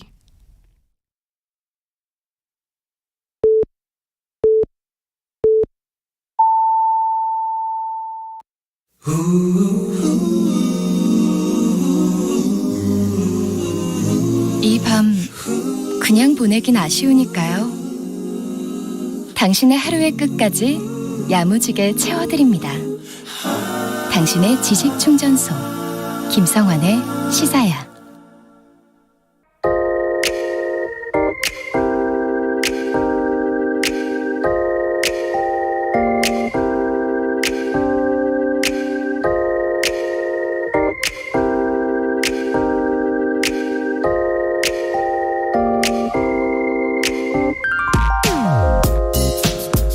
한 달 남짓한 시간이 흘렀지만 지금도 기억이 생생합니다. 기록적인 폭우가 쏟아진 직후 반지하 일가족 3명이 참변을 당했다는 소식이 전해진 지난달 9일, 바로 이 시간이었습니다. 지난 2020년 영화 기생충이 아카데미상을 수상한 직후 국토교통부가 대통령 업무보고에서 반지하 가구에 대해 전수조사를 실시하겠다고 보고하고, 저지대 반지하 거주자는 더 좋은 공공임대주택으로 쉽게 옮길 수 있게 된다, 언론 홍보까지 한 사실이 있는데 결과적으로 무엇이 달라졌는가, 다소 도발적인 질문을 던진 적이 있습니다. 당시 제가 가진 의문은 이거였습니다. 국토부가 거짓으로 홍보하고 거짓으로 보고한 것은 아닐 텐데 정책을 실행에 옮긴 흔적을 발견할 수 없었다는 것이었습니다. 그런데 한 달여 지난 지금, 오늘에서야 의문이 풀렸습니다. 장혜영 정의당 의원이 국토부와 지자체 등에서 제출받은 자료에 따르면 2년 전 국토부는 코로나19 사태로 전수조사를 하지 못했다고 합니다. 그 대신 반지하 주택 8,631호를 최저 주거 미달 또는 침수 우려 반지하 가구, 즉 핵심 관리 가구로 분류했다고 합니다. 전국 반지하 주택 32만 7천 가구의 2.6%에 해당하는 가구 수고요. 핵심 관리 가구의 95.2%인 8,218호는 수도권에 집중돼 있었습니다. 그리고 이 가운데 814가구, 그러니까 전체 10%가량이 지난달 폭우로 침수 피해를 입었다고 합니다. 여기서 또 한 가지 의문이 들 수밖에 없습니다. 국토부가 최소한 핵심 관리 가구만이라도 침수 피해 예방 사업을 펼쳤더라면 이번 같은 참변은 막을 수 있지 않았을까, 이겁니다. 국토부는 재난방지 담당 부처인 행정자치부와 지자체와 정보를 공유하지 않았다고 합니다. 국토부는 침수 피해 방지는 행안부와 지자체 몫이라고 책임을 떠넘겼고, 행안부는 우리는 개별 반지하 주택 지원 사업은 하지 않는다고 밀었고, 지자체에서는 우리 소관이 아니라고 말했다고 합니다. 정부 부처와 지자체가 공조해 침수 피해 대책을 함께 추진해도 모자랄 판에 아무도 자신의 일이라고 여기지 않았다는 이야기입니다. 그럼 정부와 지자체가 여러 반지하 대책을 또 내놨는데 내년에도 아무도 자신들의 일이라고 생각하지 않게 되면 어떻게 될까요? 내년에도 우리는 또 같은 질문을 던지고 또 같은 대책을 내놓는 모습을 봐야 하는 걸까요? 지금까지 오늘의 발견이었습니다.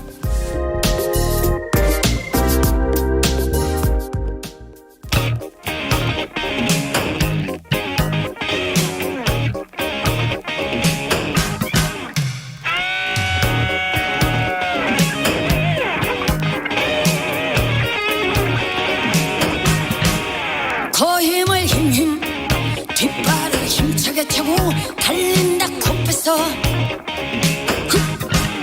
뒤돌아 볼 것 없어. 지나간 일들은 이미 지난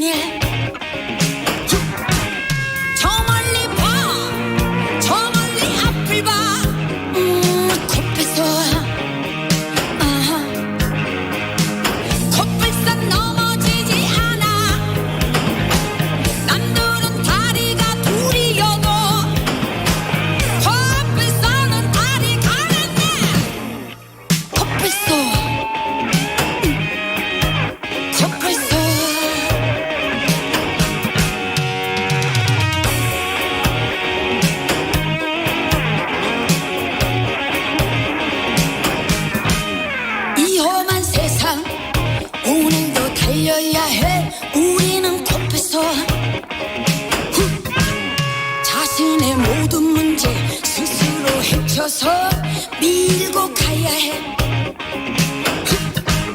저 멀리 봐, 저 멀리 끝까지 코뿔소. 코뿔소 누울 수가 없어.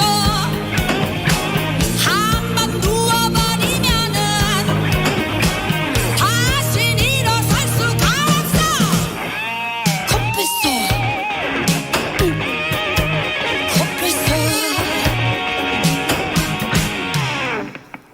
코뿔소 넘어지면 안 돼. 아무도 일으켜주질 않아. 이 세상 모두가 난난나. 코뿔소. 코뿔소. 언제인가 코뿔소가 누운 날 사람들은 코뿔소가 누웠구나 그냥 그렇겠지.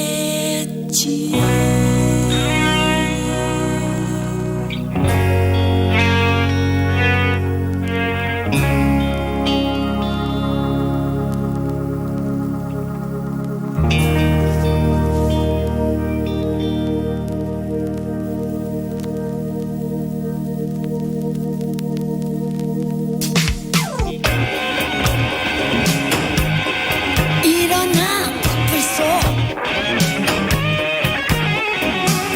모두가 나무라냐 내가 있잖아. 다시 해봐.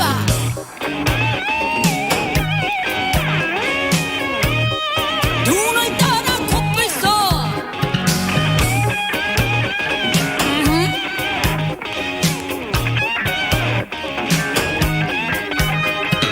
나를 봐.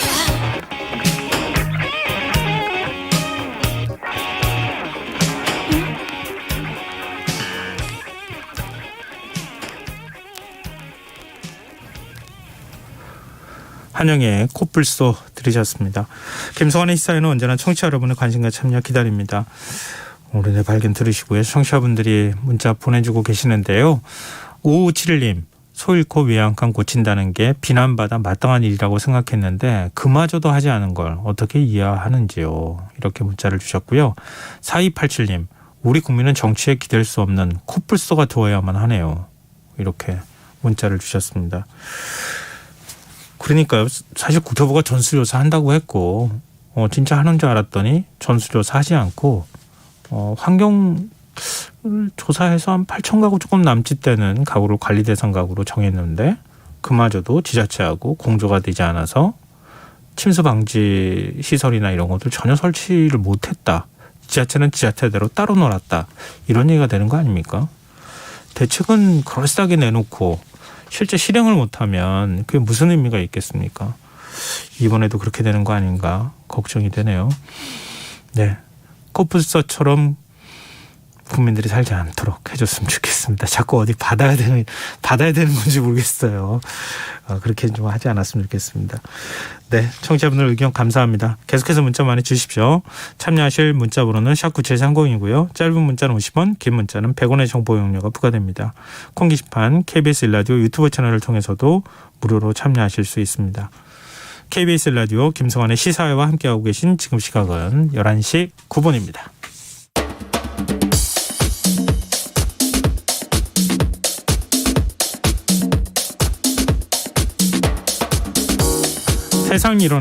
오늘 일어난 세상 곳곳의 소식들 당일 배송으로 전해드립니다. 밤참 뉴스 오늘도 박영식 뉴스캐스터와 함께하겠습니다. 안녕하세요. 안녕하세요. 네. 세상과 오늘 다 갖고 있어서 제가 실수한 거 이렇게 꼭 집어가지고 아닙니다.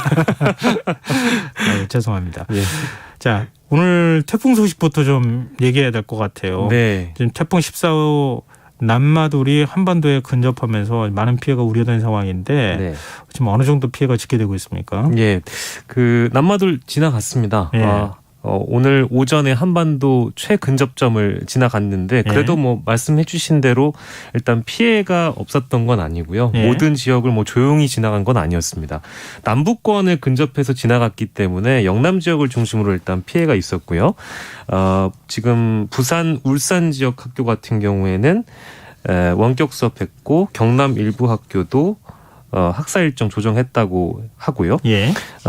저희가 지난주 금요일에 전해드렸을 때 폭우도 물론 피해가 있을 수 있겠지만 강풍 피해가 이번에 더 대비가 많이 됐다고 해서 일부 해안가 주변 마을에서 대피하기도 했습니다.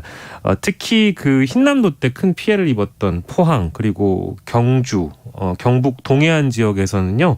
주민 약 800여 명 정도가 사전으로 대피했었고 흰남노로 큰 피해가 발생했던 지역은 응급 복구를 끝내긴 했었는데 혹시나 또 피해 입을까 봐 걱정이 많으셨다고 합니다. 안 그래도 몇몇 지역에서 나무도 쓰러졌었고 뭐 건물의 유리창도 깨지고 해서 강풍에 따른 피해가 발생했지만 우려했던 인명 피해는 다행히 없었다고 하고요. 그리고 또 지역 얘기하다 보니까 포스코 포항제철소 걱정하시는 분들 맞아요. 지난번에 침수 피해 입어서 지금도 맞습니다. 완전 가동을 못하고 있는 상황이잖아요. 그렇습니다. 거기도 걱정하시는 분들 많으실 텐데 일단 그쪽도 태풍으로 인한 피해는 없다면서 오늘 오후부터 기존의 복구 작업 재개했다고 하고요. 일단은 태풍은 지나갔습니다만 내일까지 경북 동해안 그리고 울릉도, 독도 이쪽에는 강풍이 이어질 수 있어서 긴장을 늦추시면 안 되겠고요. 여타 다른 지역의 경우에는 울산이 최대 순간 풍속 초속 30m가 넘는 강한 바람이 불었었다고 합니다. 그래서 가로수도 쓰러지고 정전이 발생했고 뭐 어떤 지역에 울산의 어떤 지역 같은 경우에는 신호등이 꺾여가지고요. 119 소방차가 출동하기도 했었고 오전 7시 30분 울산 동구 쪽에는 주차된 승용차 위로 나무가 넘어져서 차량이 피해를 보는 일도 있었다고 하고요. 거제 쪽 피해도 골프장에서 철탑이 넘어지는 피해가 있었다고 하고 해안가 인접해 있는 주민들이 마을회관과 경로당 등지로 사전에 대피하는 일도 있었습니다. 그리고 밀양, 진주 이쪽은 농작물 피해가 있었어요. 그래서 일부 피해를 본 것으로 전해지고 있고요. 부산에서도 사실 강풍 피해 때문에 지붕이 날아가거나 창문 파손, 뭐 구조물 낙하 이런 우려 등의 신고가 이어져서 부산경찰과 소방당국이 긴급하게 안전조치를 했다고 하고요. 앞서 잠깐 언급드렸습니다만 하늘길하고 바닷길은 다 막혔었습니다. 오전에 그랬는데요. 바다에서는 통영에서 삼천포, 완도에서 여수, 전국 79개 항로 101척의 여객선이 일단 통제가 됐었고 김포공항, 김해공항, 여수공항 등 항공편은 몇몇 또 결항이 됐었다고 전해지고 있습니다.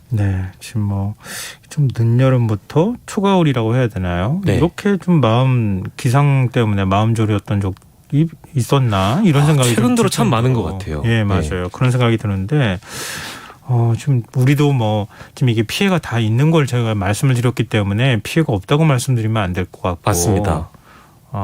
우리가 예상하고 철저히 대비하는 이런 모습을 좀 보였기 때문에 피해가 좀 줄지 않았을까 이런 생각은 들고요.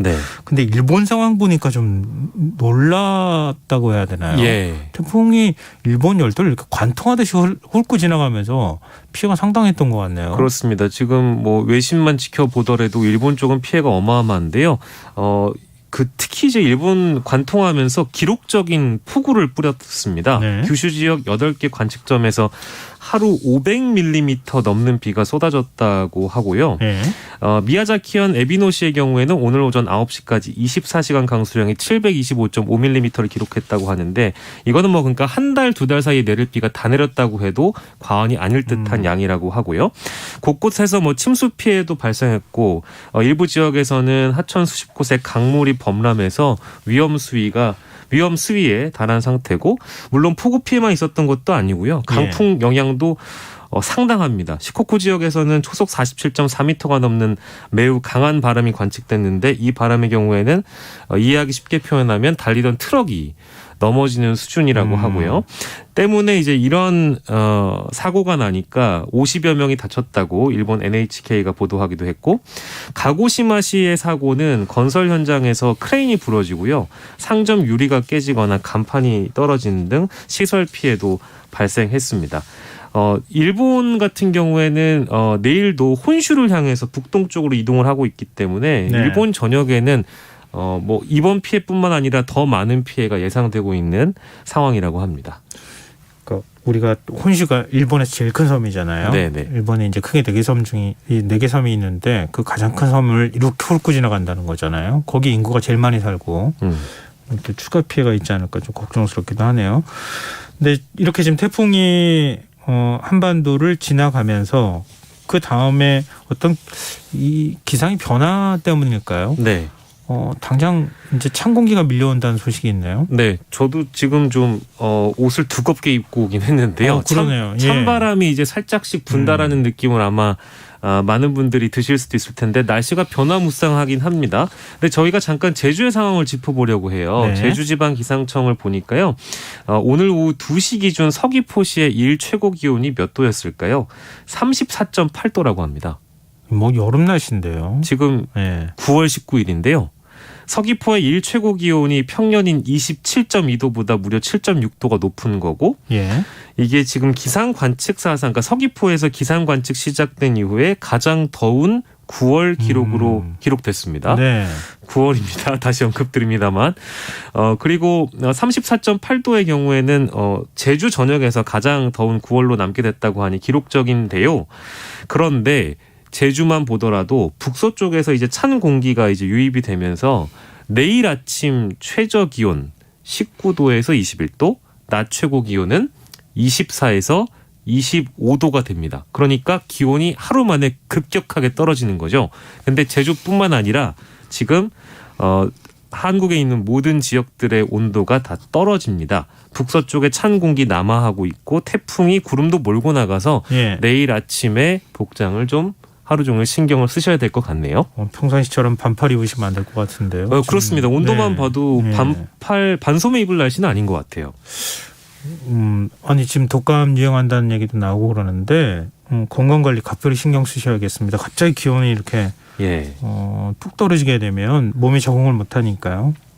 내일 이런 출근길이나 움직이실 때 좀 얇은 거라도 좀 긴팔을 준비하시는 게 좋을 것 같습니다. 네. 그리고 이게 무슨 소식입니까? 지진 소식이 들어와 있어요. 울산 동쪽 바다에서 규모 4.6 지진이 발생했네요. 예, 저희가 대만 지진 소식도 준비를 하긴 했습니다만 조금 전에 저녁 8시 40분인데요. 몇 시간 전에 울산 동구 동쪽 144km 해역에서 규모 4.6의 지진이 발생했습니다. 아무래도 대만이나 일본 쪽에 지진 소식이 있기 때문에 우리 기상청도 예의주시하고 있는 상황인데요. 국내 일부 지역에서 지진동 떨림을 느낄 수 있는 수준이라고 기상청이 밝혔고요. 진앙은 북위 35.40도, 동경 131.0도며 지진 발생 깊이는 10km라고 기상청이 밝혔습니다. 지금 현재까지는 울산 서부본부와 울산시가 발표한 바에 따르면 지진 피해는 접수된 게 없다. 다행이네요. 정말 다행입니다. 네. 근데 지금 최근 지진이 자주 발생하고 있는데 대만에서는 사흘 연속 지진이 이어지고 있어요. 그렇습니다. 외신에 따르면 지난 17일부터 이날 오전까지 규모 5.0 이상의 지진이 이어지고 있고요. 사망자도 1명 생겼고 부상자는 많습니다. 100명 이상에 달하는 상황이고 지진 소식은 그 미국 지질조사국이라고 이쪽이 좀 정확히 짚는 편인데요. 19일 오전, 그러니까 오늘 오전 10시 7분경 대만 화롄 남남서쪽으로 66km 떨어진 곳에서 5.5의 지진이 발생했다고 밝혔고 대만 중앙기상청은 규모를 5.9로 발표했고요. 이게 이번 지진이 최근 대만 남동부 지역에서 발생한 강진의 여진으로 파악을 하고 있는 그런 상황입니다. 현지 보도 보니까요. 대만 남동부는 지난 토요일 이후부터 충격이 있어서 흔들리고 있고 일요일에는 규모 6.9의 강진에 도로가 파괴되고 주택이 무너지면서 최소 1명이 사망했다고 전했다고 하니 아무튼 대만 쪽은 비상이 걸린 상황이고요. 146명이 다쳤다고 소방당국이 집계를 했다고 합니다. 그리고 지진이 발생하게 되면 정전 소식도 잇따르는데요. 이번 지진으로 약 2만 1,800가구의 전기가 끊기고 5,400가구의 수도도 공급이 끊겨서 아무튼 대만 당국은 앞으로 여진이 계속될 가능성이 높기 때문에 예의주시하고 있는 그런 상황이라고 하네요. 근데 아마 청취자분들도 소식 들으셨겠지만 지금 환태평양 지진 때 네. 불의 고리라고 불리고 있잖아요. 네, 이 지진대에서 연이어 지진이 발생하면서 대지진이 오는 것 아니냐 이런 공포가 뭐 일고 있다 이렇게 얘기가 나오고 있는데 네. 지금 어느 정도 상황이에요?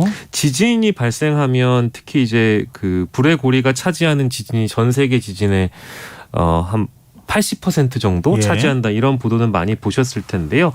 불의 고리가 이 태평양 연안을 따라서 밀집해 있고 그 충돌대가 바로 그 지점에 있기 때문인데요. 불의 고리라고 하는 것은 아르헨티나 최남단에서 미국 서해안 그리고 일본, 대만, 필리핀, 인도네시아 쭉 이어지는 고리 모양의 지진대라서 여기에서는 지금 활화산과 휴화산에 대다수가 몰려 있고요. 지진이 항상 발생하곤 합니다.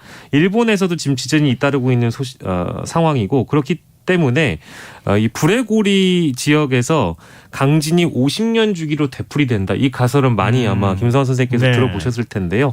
50년 주기설, 그러니까 50년대, 60년대 초대형 지진이 발생하다가 50년을 주기로 발생하니까 앞으로 더 큰 지진이 발생하지 않겠느냐라는 일종의 암울한 전망인데 당연히 이런 지진은 발생하지 않았으면 좋겠다는 생각 당연하죠. 많이들 하실 예. 거고요. 저희도 사실은 이런 소식에 자유롭지 못한 그런 상황이기 때문에 그렇죠. 예, 오늘 울산 지진만 해도 그럼 저희가 앞서서 전해드린 지진 소식만 해도 그렇고요. 울산 지진 소식도 있고 하니 저희가 항상 이 지진 소식을 좀 경각심을 가지고 지켜봐야 되는 그런 상황이 되겠습니다.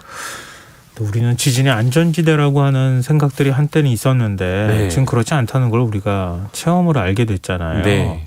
그러니까 지진에 대한 미리 대피훈련이나 이런 것들 또 지진에 대한 관심도 좀 더 가져야 되지 않을까 싶습니다. 네.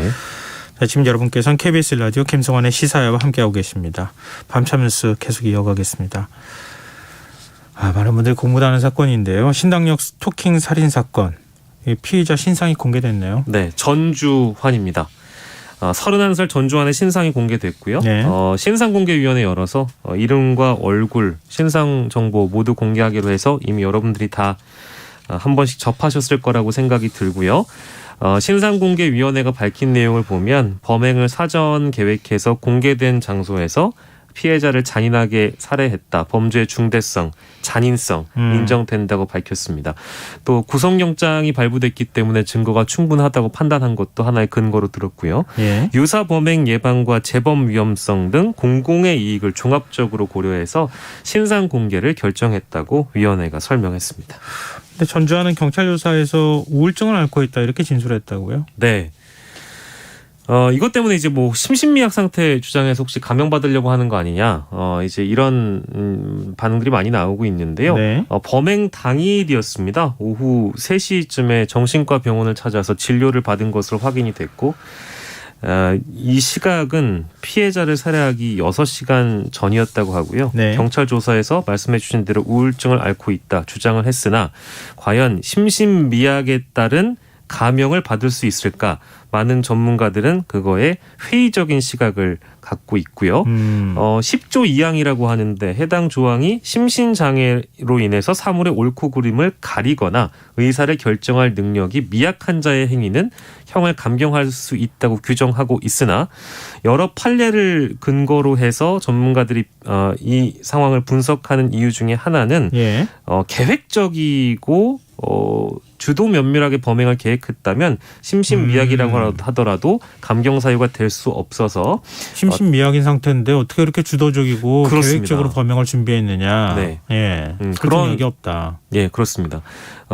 뭐 이렇게 심신미약을 주장하는 가해자들이 뭐 있어 왔던 것은 사실이나 예. 그것이 실제 판결에서 감경이 되는 사례들은 많이 줄어든 것이 또 사실이고요. 얼마나 계획적으로 준비했는지 이미 많은 보도로 알려져 있습니다만 뭐 11일 전부터 서울교통공사 내부망을 통해서 피해자의 근무 정보를 확인했다는 점 그리고 GPS 정보를 조작하는 어플을 사용했다는 점 심신미약이라면 이게 가능한지 예. 그리고 이동 경로가 드러나지 않도록 일회용 승차권을 사용했다 이런 것들은 다 계획적으로 접근했다고 봐도 무방할 테니 아무리 우울증을 앓고 있다라고 주장을 하더라도 그 주장은 받아들여지지 않을 것이다라는 게 많은 전문가들의 시각입니다. 네.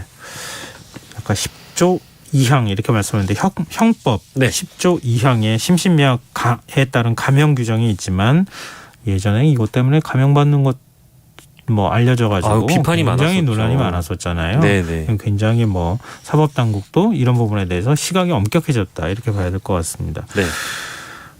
또 오늘 경찰이 스토킹 범죄 재발 방지 대책을 내놨다고 하는데 네. 뭐 지금 뭐 검찰이나 법원 다 마찬가지로 예. 조치를 더 빨리 취했었더라면 이런 안타까운 사건은 발생하지 않지 않았겠느냐 뭐 이런 비판을 지금 받고 있는 상황 아닙니까? 그렇습니다. 어떤 내용 발표를 했습니까? 이제 와서 뒤늦게라고 하더라도 일단 뭐 재발 방지 대책이 나왔다는 것은 다행입니다만 예. 많은 분들이 좀 만시지탄이라는 비판을 하고 계시는데요. 일단 경찰은요. 지금 검찰과 협의체를 만든다고 합니다. 예. 지금 협의체를 만들어서 전국의 모든 스토킹 사건을 재검토할 방침이다라고 밝혔고 협의체에서는 직접적으로 이제 소통을 하기 때문에 사건 처리 기간도 단축할 것이고 아무튼 윤 청장이 기자간담회에 앞서서 이원석 검찰총장을 만나가지고요 협의체 신설안 등을 논의했다고 하는데 저는 개인적으로 좀 답답한 것이 꼭 이렇게 참사가 터져야 움직일 수밖에 없는 이제 대한민국의 현실이 좀 안타깝고요. 네. 사실 스토킹 범죄 법 제정 자체가 지금 20년 동안 논의됐던 상황에서 여러 가지 지금 수정 보완할 지점들이 이제 와서 등장한다는 거는 글쎄요 한숨밖에 나오지 않는데 경찰, 검찰 뭐 아무튼 법무부 다 움직이고는 있는데요. 이번에 어쨌든 전면 재검토를 한다고 하니 기존에 불송치됐던 사건들 뭐 한 400여 건 된다고 하는데 잘 검토를 해서 그동안 구제받지 못했던 어떤 피해자들이나 보호받아야 될 그런 피해자들을 좀 잘 국가가 나서서 보호했으면 좋겠다는 생각이 듭니다. 네. 반의사 불벌죄 조항도 삭제한다 이런 얘기도 지금 나오고 있잖아요. 너무 늦었습니다. 그것도. 네. 이것도 사실은 시민단체에서 굉장히 많이 요구를 해왔던 것인데 그동안에 외면을 했었는데 이번에 그 부분까지 또 같이 검토가 되지 않을까 싶네요. 자 마지막 뉴스입니다. 인천의 공무원이 다른 사람의 주민등록증으로 클럽에 들어가려다 경찰에 적발이 됐어요? 네. 무슨 얘기입니까? 경위는 이렇습니다. 인천시 남동구의 모 행정복지센터 공무원 A씨라고 하겠습니다. 30대 A씨입니다. 지난 9월 3일 새벽에 주민등록증을 가지고 서울시 강남구의 한 클럽을 방문했는데요. 그런데 클럽 관계자가 보기에는 그 주민등록증에 있는 신분증 사진하고 이분의 얼굴이 다른 거예요. 그래서 클럽 관계자가 이게 무단도용이 아닌가 싶어가지고 경찰에 신고를 했고 확인해 보니까 A씨가 행정복지센터에서 근무 중이니까 보관 중이던 분실물 주민등록증을 챙겨서 클럽에 갔던 것으로 파악이 됐습니다. 즉 도용을 한 것이고요. 피해자에게 연락을 했겠죠. 경찰이. 그래서 그 피해자인 B 씨가 이후에 국민신문고를 통해서 남동구에 민원을 접수했고 그래서 이 사회복지 관련 업무를 맡은 A 씨. 이 신분증을 들고 클럽을 방문한 이 A 씨에게 왜 그랬냐라고 물어봤더니 더 어린 나이에 신분증이 필요했다고 남동구 측에 설명한 것으로 전해졌습니다. 뭐 물론 어떤 종류의 클럽이냐에 따라서 사실은 들어가지 못하는 곳도 있을 수 있지요. 하지만 타인의 신분증을 도용한다는 것은 명백히 잘못된 행위라는 것을 이 사례를 통해 알 수 있겠습니다. 네, 아니 처벌 대상이니까요. 네. 좀 근데 이유가 좀 황당하네요. 오늘 밤참수 여기까지 하겠습니다. 지금까지 박영식 뉴스캐스터와 함께했습니다. 고맙습니다. 감사합니다.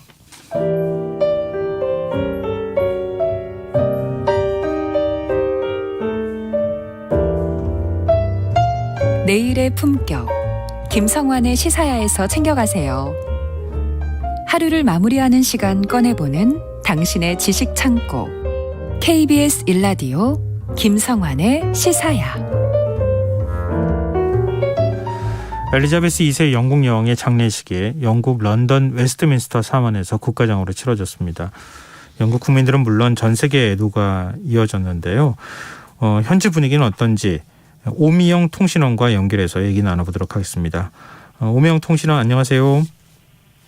네, 안녕하십니까. 런던입니다. 네, 엘리자베스 2세 여왕 장례식 어떤 형식으로 치러졌습니까?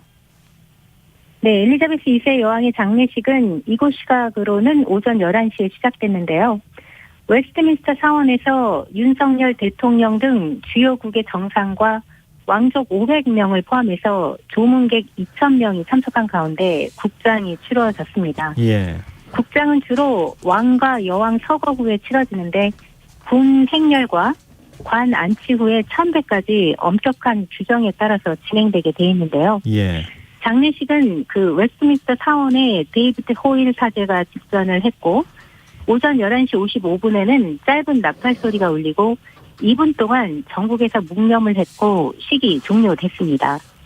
장례식 후에 웨스트민스터 사원을 떠난 여왕의 관은 버킹엄 궁을 지나서 웰링턴 아치까지 천천히 이동하면서 대중에게 작별을 고했습니다. 런던의 명물인 빅벤은 1분마다 울렸고 하이드파크에서는 매분 예포가 쏘아 올려지기도 했는데요. 네. 오후 1시 웰링턴 아치에 도착한 관은 운구차로 옮겨지고 윈저성으로 출발을 했습니다. 조문을 위해 수많은 인파들이 모여든 장면을 좀 저희도 영상을 통해서 확인하고 있는데요. 현재 분위기는 어떻습니까? 네, 오늘 날이 밝기 전부터 웨스트민스터 사원 주변하고 장례 행렬이 지나갈 길거리에는 조문객들로 발 디딜 틈이 없는데요. 예. 전국에서 수백만 명이 장례 행렬을 보기 위해서 운집을 했는데 새벽 날씨가 쌀쌀했지만 조문객의 상당수는 전날 밤에 미리부터 런던에 도착했거나 해가 뜨기도 전부터 운구 행렬을 직접 볼 수 있는 곳을 차지하기 위해서 먼저 자리를 잡았습니다. BBC 방송은 물론이고 ITV 등 방송사들은 장례식과 행렬을 생중계했고 여왕을 기리는 특집 방송을 내보내고 있는데요. 웨스트민스터 사원에 초청받지 못한 시민들은 라디오와 스마트폰 등으로 장례식 생중계를 지켜보면서 주변 사람들과 슬픔을 나누기도 했습니다. 조문 행렬이 몰려들면서 런던시 당국은 오전 9시께 장례 행렬 참관 구역이 이미 만석을 이뤘다면서 네. 런던 중심부의 통행을 임시적으로 차단하기도 했습니다. 네, 런던은 아직 낮 시간일 것 같은데요. 우리랑 이제 시차가 발생하니까요. 남은 장례 일정은 어떻게 되는 겁니까? 네, 이곳 시각으로 약 30분 후인 오후 4시께부터는 윈저성 내 세인트 조지 예배당에서 다시 약 800명이 참석한 가운데 장사를 위한 소규모의 예식이 치러집니다. 세인트 조지 예배당은 여왕의 남편인 필립공 장례식이 치러진 곳이기도 한데요. 네. 전통에 따라서 찰스 3세는 관 위에 근위대의 기를 올리고 여왕 의전장이 지팡이를 부러뜨리면서 여왕을 위한 복무가 끝났음을 알립니다. 그 뒤에 관은 지하의 왕실 납골당으로 내려가는데 여기 시간으로 오후 7시 30분에 왕실 일가만 모인 가운데 여왕은 남편 필립공 옆에 묻히게 됩니다. 그 런던 시민들 뿐만 아니라 영국의 수많은 국민들도 마찬가지겠지만 이제 추모 분위기도 대단할 것 같아요. 지금 어느 정도입니까? 네, 국장일인 오늘 영국 전역이 이제 임시 공휴일인데요. 예. 그 시내로 장례 행렬을 보러 가지 않은 시민들은 TV로 장례식을 시청하면서 조용히 하루를 보내면서 숙연한 분위기를 보이고 있습니다. 영국 전역의 기업, 슈퍼마켓, 백화점 등 영업장이 문을 닫았고 런던 증시도 시장을 했는데요. 히드로 공항은 조의의 뜻에서 특정 시간, 특정 장소에서 방해가 되지 않도록 항공기 스케줄도 조정할 것이라고 밝힌 바 있습니다. 이처럼 런던 전체 그리고 영국 전체는 이제 슬픔에 잠겼다고 해도 과언이 아닌데요. 이에 대해서 미국 폭스 비즈니스는 이날 임시 공휴일의 경제적인 타격이 약 3조 7천억 원에 이른다고 보도하기도 했습니다. 영국 경찰은 사상 최대인 10,000여 명을 장례식에 투입했고 귀빈 의전에는 외무부 공무원 300명이 투입되기도 했습니다. 근데 스코틀랜드 분위기가 조금 다르다는 얘기가 있던데 어떻습니까? 네, 추모 열기가 한껏 달아오른 런던과는 다르게 스코틀랜드의 수도인 에딘버러에서는 여왕의 사진과 추모 메시지는 걸려있지 않고 버스 정류장 광고판에 여왕의 사진이 붙어있지도 않습니다. 기념품 가게에도 여왕 관련 기념품이나 영국 국기인 유니언 잭이 없다고 하는데요. 그 스코틀랜드의 한 여성은 젊은 사람들은 군주제에 큰 관심이 없다면서 여왕을 좋아하는 사람과 아닌 사람이 반반인 것 같다고 말하기도 했습니다. 스코틀랜드 국민당은 영국 연방에서 스코틀랜드의 독립을 추진하는 집권 여당이기도 한데요. 그래서 스코틀랜드는 이제 계속 독립을 하려고 하는데 이런 그 여왕 장례식에 대한 온도차는 지금은 스코틀랜드가 그 잉글랜드와 한 나라지만 실은 혈통도 다르고 피로 얼룩진 전쟁을 치른 역사적인 불화가 뿌리 깊게 자리 잡고 있기 때문입니다. 알겠습니다. 오늘 런던에서 소식 전해주셔서 고맙습니다. 네, 런던이었습니다. 예, 지금까지 영국 런던 현지에서 오미영 통신원과 전화 연결해 봤습니다.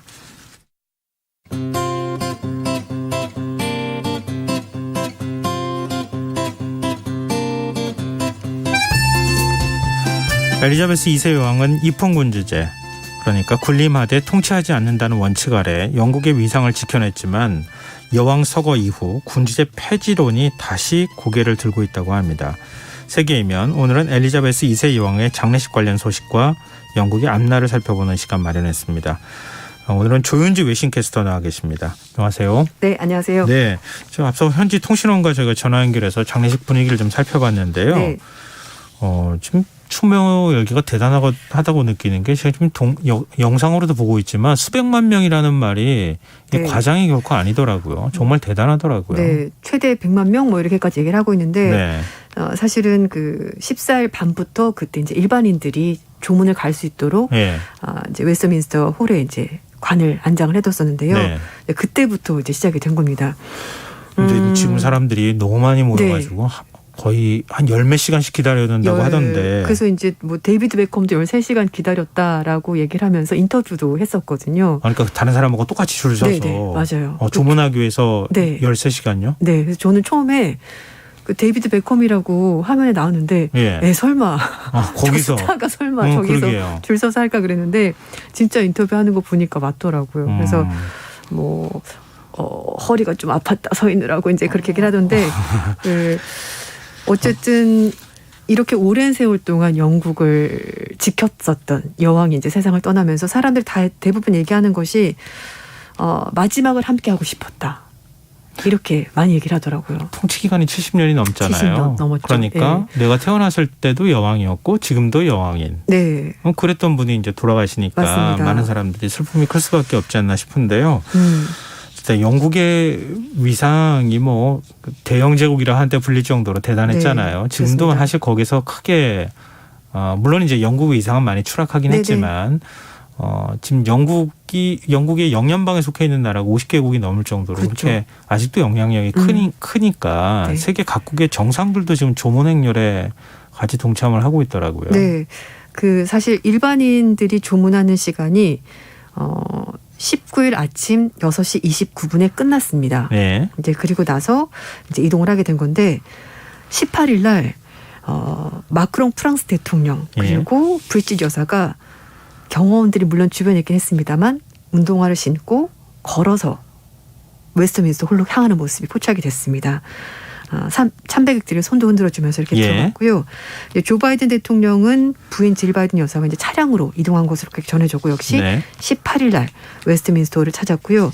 그 연용방 국가인 캐나다의 트루도 총리도 같은 날 역시 이제 조문을 했습니다. 그리고 이외에도 우크라이나 대통령 부인인 올레나 젤렌스키 여사도 엘리자베스 2세 여왕을 참배했고요. 브라질 대통령 그리고 브라질 대통령의 부인도 같이 18일 날 역시 참배를 조의를 표한 것으로 그렇게 전해졌습니다. 이외에도 전 세계 많은 정상들이 조문을 했고 또 장례식에도 참석을 했습니다. 근데 장례식에 초대받지 못한 정상도 있어요? 네, 있습니다. 이제 우크라이나 전쟁 얘기를 워낙 많이 해서 좀 그렇긴 그렇죠. 합니다만 어쨌든 러시아가 초대받지 못했고요. 네. 그리고 러시아의 동맹국인 벨라루스 역시 참석하지 못했습니다. 이외에도 이제 뭐 미얀마라든지 이렇게 좀 인권에 대해서 문제가 있는 그런 나라들, 아프간 이런 나라들이 초대를 받지 못해서 안 갔고요. 이란, 북한, 니카라과 같은 거는 국가 원수가 아니라 대사들이 대신 참석을 했고요. 중국도 시진핑 주석이 아니라 왕치산 중국 국가 부주석이 시 주석의 특별 대표 자격으로 참석을 했습니다. 그리고 나루히토 일왕 부부가 장례식에 참석을 했는데요. 2019년 5월 달에 즉위한 이후에 처음으로 외국 방문에 나선 거라고 하는데 인연이 있다고 합니다. 영국 옥스퍼드 대학교에서 공부를 했었고요. 일왕이 그때 엘리자베스 2세 여왕의 피크닉에 초대를 받아서 친분이 있었던 것으로 그렇게 알려졌습니다. 같이 이제 왕이 있는 그런 국가다 보니까 그런 교류가 있었던 것 같고요. 그래서 뭐 전 세계적으로 한 2,000명 정도 조문객이 뭐 각국 정상 포함해서 각계 인사들 이렇게 해서 이제 온 것으로 전해지고 있습니다. 지금 나르디 일왕과 엘리자베스 여왕과의 인연도 잠깐 말씀해 주셨지만 네. 워낙 뭐 재위 기간이 길어서 맞아요. 각국 정상이나 뭐 이른바 이제 VIP급이라고 불리는 네. 이런 인사들하고 인연이 굉장히 많을 것 같아요. 네, 맞아요. 우리나라도 오지 않았습니까? 맞아요. 하회마을 왔어요. 네, 저도 지금도 기억해요. 그 맞습니다. 네. 조 바이든 대통령이 40년 전에 민주당 상원 의원했을 때 엘리자베스 2세 여왕을 처음으로 만났다고 합니다. 그래서 바이든 대통령이 한 얘기가 살면서 정말 중요한 사람들 많이 만났었는데 여왕은 밖으로 보이는 이미지와 진짜 모습이 똑같은 사람이었다. 품이 있고 명예로운 사람이었다. 이렇게 고인을 추모했습니다. 그래서 이제 정말 많은 사람들 만났지만 굉장히 기억에 남는 사람이었다. 그 안과 밖이 똑같은 사람이어서 그랬다고 얘기를 했고요. 그러면서 바이든 대통령이 작년에 윈저성에서 여왕을 또 한 번 더 만났다고 해요. 그때 여왕을 보면서 자신의 어머니를 떠올렸다. 이제 그만큼 좀 푸근함, 따뜻함 이런 것들을 느꼈던 것 같습니다. 네. 그리고 뉴질랜드 총리 영연방 소속인데요. 예. 뉴질랜드 총리가 2018년에 취임하고 나서 그때 첫째 아이를 임신한 상태였는데 영국의 BBC와 인터뷰를 하면서 아던 총리가 이런 얘기를 했습니다. 여왕에게 물어봤다고 해요. 어떻게 엄마이면서 한 국가의 리더가 될 수 있습니까? 자기가 너무 힘들어서 그랬던 것 같아요. 물어봤더니 이게 이제 선출된 지 얼마 되지도 않았고 거기다 임신해서 몸도 무겁고 그러다 보니까 힘들었던 것 같은데요. 고민이 상당히 많았던 시기였는데 출산과 육아 그리고 한 국가의 리더로서 이 모든 경험한 엘리자베스 여왕에게 이제 고견을 듣고 싶었던 거죠. 네. 그런데 여왕의 대답이 정말 간단했습니다. 그냥 하는 수밖에 없어요. 본인도 그렇게 하셨으니까. 네, 그렇죠. 물론 그래도 여왕이니까 주변에 도와준 사람이 있지 않았을까요? 애도 키워주고 이모도 있고 어쨌든 그래서 이제 그렇게 할 수밖에 없었다라고 대답했었는데 아던 총리가 이제 자신도 아이를 출산하고 뭐 국정도 돌보고 이렇게 하다 보니까 여왕의 대답이 현실적인 대답이었고 그게 진짜였구나. 경험에서 나온 진짜 대답이구나 라는 생각을 했다고 합니다. 아던 총리가 딸을 낳았고요. 그리고 나서 2달 만에 사무실로 출근해서 또 열심히 총리로서 일을 했습니다. 뉴질랜드는 독립국이긴 합니다만 여전히 영국 여왕을 국가 원수로 삼고 있는데 아마 자신이 퇴임한 후에 죽을 때쯤이 되면 뉴질랜드가 공화국으로 바뀌지 않을까. 어쨌든 좀 점진적인 변화가 영연방 내에서도 있는 것 같다. 이제 이런 얘기를 했습니다. 근데 전 그 다큐멘터리 같은 걸로 봤는데요. 네. 여왕은 뭐 총리나 누가 이렇게 찾아오면 앞으로 이렇게 정면으로 대면을 안 하더라고요. 45도 각도로 옆으로 앉아서 이렇게 대화를 하더라고요. 그래요? 네, 눈을 잘 안 마주치더라고요. 그래요? 그랬었나? 그래 기억이 잘 안 나네요. 아니 그 영상으로 보니까 이제 그런 게 나오던데요. 어쨌든 이런 따뜻한 면모들도 있고 똑같이 이제 아이를 키우면서 굉장히 힘들었던 기억들을 이렇게 또 얘기를 조언을 해줬던 것 같은데요. 근데 장례식과 관련해서는 이런저런 뭐 여러 가지 에피소드라고 해야 될까요? 얘기들이 좀 있는 모양이에요. 네, 맞습니다. 일단 이게 정말 뭐 세기의 장례식이라고 해도 과언이 아닐 정도로 규모가 엄청나게 크고요. 인파도 정말 많았었고, 그리고 또 뭐 보안상 이유로 여러 가지 이제 뭐 인력들도 많이 배치가 되고 그러다 보니까 좀 너무 과한 것 아니냐라는 얘기가 사실 있기는 해요. 장례식을 너무 화려하게 치르는 거냐? 네, 비용이 너무 많이 드는 것 아니냐는 얘기인데요. 이렇게 영국에서 국장이 치러진 것이 윈스턴 처칠 수상 이후 57년 만이고 엘리자베스 2세 여왕의 아버지죠. 조지 6세 국장 이후 70년 만이라고 합니다.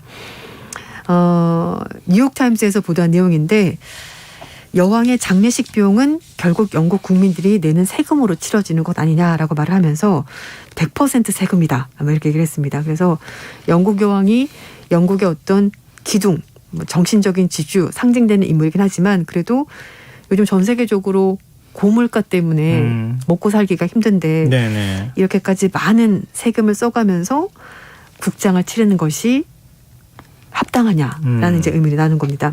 물론 영국 정부가 장례 비용을 구체적으로 공개하지 않았습니다. 적절한 시일 내에 세부사항을 알려드리겠습니다라고 얘기를 했다고 하는데요. 이제 과거에 말씀드린 것처럼 국장도 있었고 총리가 사망한 적도 있었기 때문에 그걸 이제 유출을 해서 대략 어느 정도 되겠다라고 보는 건데요. 1965년 윈스턴 처칠 총리 장례식 때 50만 파운드 넘게 들어갔다고 합니다. 그래서 한 40억 원 정도 들어갔었고요. 그리고 1997년에 다이애나비가 사망하고 나서 장례식이 있었는데 그때 들어간 게 뭐 한 300만에서 500만 파운드, 더 금액이 올라갔죠. 네. 그리고 2002년에 엘리자베스 2세 여왕의 어머니 장례식이 있었는데요. 그때 540만 파운드, 한 87억 원 정도 들어갔다고 합니다. 네. 그리고 국장은 아니었습니다만 국장 수준에 준하게 2013년에 마가릿 대처 전 영국 총리 장례식이 있었는데 그때 한 360만 파운드, 그러니까 58억 원 정도 들어갔거든요. 이렇게 유출을 해보면 적어도 60억에서 한 87억 그 위로 이렇게 예상을 해보는 겁니다. 이게 어느 정도 금액이라고 봐야 되는 건가? 네. 제가 이게 많다고 해야 될지 적다고 해야 될지 좀 당황스럽기도 한데요. 근데 또 워낙 그 조문객도 많고, 그렇죠. 투입된 예. 인력도 많고, 예. 그래서 그런데요. 이제 가장 비용이 많이 들어가는 항목은 경호랑 보안이라고 합니다. 대규모 사절단이 올 뿐만 아니라 일반 추모객 지금 어마어마하게 몰려있지 않습니까? 그렇죠. 그래서 경계태세를 강화해야 되기 때문에 인력이 많이 투입이 됐었고 실제 여왕의 어머니와 대처 전 총리 장례식 때 각각 80%, 86%가 그 치안 문제에 할당이 됐었다고 하니까 그 부분에 어쨌든 돈이 상당히 많이 쓰인다. 이렇게 볼 수 있을 것 같습니다. 일각에서는 국가적으로 영국 경기가 나빠질 수 있다 이런 얘기를 한다고요? 네, 이건 약간 조금 세상에 좀 약간 좀 과한 표현이 아닐까 싶긴 한데요. 예. 어쨌든 이제 앞에 통신원도 말씀하셨습니다만 이제 장례식 날짜가 공휴일로 정해졌거든요. 그래서 예. 은행, 증권거래소, 상점들 다 문을 닫았기 때문에 생산력이 좀 떨어지는 것 아니냐라고 말하면서 경기 침체에 빠질 거다라고 얘기하는데 사실 그것보다는요. 워낙 지금 영국 경제가 좋지 않기 때문에 네. 이렇게 많은 돈을 투입하게 되고 또 국민들이 힘든데 이렇게까지 하는 게 좀 이런 경기까지 얘기를 하면서 얘기를 하는 것 같습니다. 지금 7월 달에 영국 소비자 물가가 10% 넘어섰거든요. 맞아요. 40년 만에 최고치고 미국도 8.6% 이런 식이니까 거기다가 지금 그 에너지 가격이 너무 많이 오르면서 총리는 연간 에너지 비용을 2,500파운드 넘지 않도록 캡을 씌우겠다라고 이렇게까지 얘기를 하는데 네. 좀 과하다는 얘기도 있고 또 일부에서는 영국 중앙은행은 올해 말부터 영국이 경기 침체에 빠질 가능성도 예상을 하고 있다. 이렇게 얘기를 하고 있습니다. 그런데 네. 또 다른 의견도 있습니다. 사실은 런던 킹스 칼리지의 유럽 정치 외교학과 교수가 맨원이라는 교수가 있는데요. 이 교수가 이제 뉴욕타임스와 인터뷰를 하면서 한 얘기인데 영국인들은 원래 이런 모순 속에서 살아왔다라고 얘기를 했습니다. 네네. 매우 익숙하다 이렇게 사는 거에 대해서 장례식은 장례식이고 그리고 그게 영국 여왕의 장례식이지 않냐라고 말하면서 어쨌든 장례식 덕분에 영국에서 세계 최대 정치 진보리 행사가 열린 거랑 마찬가지다. 전 세계 입헌 군주제 국가의 왕자, 정상들 다 한 자리에 모인 거다라고 말하면서 또 나름의 다른 면도 있다. 영국이 그만큼 주목을 받고 그만큼 중요한 나라라는 거 보여주는 그런 자리이기도 하다. 라면서 이제 진보리라는 표현을 썼습니다. 영국 왕실이 굉장히 많은 예산을 쓴다. 이런 이제 곱지 않은 시선들이 이전부터 있기는 했는데 맞아요. 또 반대편에서는 왕실에서 사용하는 뭔가 물품이다, 명품이다 소위 이래서 말하는 굿즈. 예, 그런 거 많이 또 사람들이 선호하고 사는 네. 것도 또한 경제에 기여하는 것 아니냐 이런 반론이 있긴 하던데요. 사실 런던에 가면은 당연히 이제 포켓몬군 가보고 그렇죠. 그 근위병 관광 인형이라도 하나 사오고 여왕이 있는 컵이라도 하나 사오고 이렇게 되지 않습니까? 근데 무엇보다도 좀 걱정스럽게 바라보고 있는 시선은 여왕의 서거를 계기로 입헌군주제를 폐지하자 이런 주장이 슬그머니 지금 고개를 들고 있는 상황이에요. 맞아요. 사실은 지금 시대에 웬 입헌 군주제 이제 이런 분위기인 거죠. 사실 솔직히 말씀드려서 젊은 사람들은 그렇게 그렇게까지 하고 살아야 되는 우리가 세금을 그렇게까지 내면서 물론 이제 영국을 상징하는 그런 인물이긴 하지만 그래서 좀 사실은 젊은 층을 위주로 해서는 크게 관심이 없다거나 좀 반대하는 목소리도 있고요. 또 하나는 말씀드린 것처럼 세금을 너무 많이 쓴다 그런 얘기도 나오고 있고 그리고 또 하나는 그 엘리자베스 2세와 달리 찰스 3세는 좀 개인사가 복잡했었던 인물입니다. 다 아시겠습니다만 부인과 이혼을 했고 다이애나비가 결국 교통사고로 사망했고 불륜이었고 이혼녀와 결국은 결혼을 했고 그리고 굉장히 오랜 세월 동안 왕세자로 있으면서 이렇다 할 역할이 별로 없었고 주목도 받지 못했었고 그리고 또 그 자서전에 나온 얘기인데요. 예. 스스로도 본인이 굉장히 예민한 사람이다. 뭐 이렇게 표현했습니다. 그리고 이제 부인인 카밀라도 남편에 대해서 참을성이 없고 뭐든지 딱 일이 다 끝나 있기를 바란다. 이렇게 말을 했었고요. 예. 그리고 또 하나는 가장 최근에 즉위식을 하면서 그 서명을 하는데 책상이 좀 좁아가지고 잉크병이 있었는데 그걸 복잡하니까 치우라고 짜증내는 모습이 언론에 공개가 됐었고 네. 또 방명록에 서명하다가 손에 잉크가 묻어서 짜증내는 이런 모습들이 포착이 되면서 여왕과는 좀 너무나 다른 모습의 왕을 우리가 뭐 굳이 그렇게까지 하는 게 맞나. 그리고 이제 예전처럼 영국의 위상이 높지가 않지 않습니까? 네. 그래서 그런 데에 대해서 여러 가지 얘기를 하면서 이제 지금 시대와는 맞지 않는 행태다. 이렇게 얘기를 하는 거죠. 네. 그러면 앞으로 이제 찰스 3세가 즉위를 한 거니까 이미. 네, 맞아요. 왕실 승계 순위가 어떻게 되는지 여기에 관심이 쏠리던데요. 네, 이게 좀 재미있는 게 있는데요. 네. 제가 먼저 그 찰스 왕세자가 지금 74살인데 이제 왕이 됐습니다. 예. 그래서 이제 아들 2명 있으니까 윌리엄이 이제 승계를 받게 되고요. 윌리엄의 자녀들이 그 다음 순서가 되는 겁니다. 그래서 예. 윌리엄 왕세자에게 3명의 자녀가 있습니다. 예. 그래서 조지 왕세손, 샬럿, 루이 왕세손 이렇게 있는데요.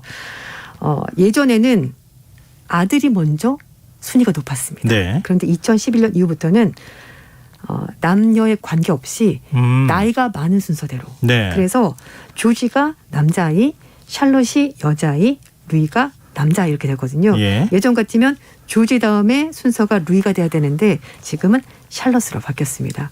그리고 이제 해리 왕자가 있긴 한데 궁을 떠났잖아요. 그래도 왕위 그러네요. 계승에서는 순서가 그대로 유지가 된다고 합니다. 네, 알겠습니다. 계속 세계 이목이 집중될 것 같습니다. 자, 세계이면 오늘 여기서 마쳐야 되겠습니다. 지금까지 조윤주 외신캐스터였습니다. 고맙습니다. 네, 감사합니다. 김성환의 시사야 오늘 여기서 마칩니다. 모바일 쿠폰 당첨자는 홈페이지 공지사항에서 확인하실 수 있습니다. 편안한 밤 되십시오.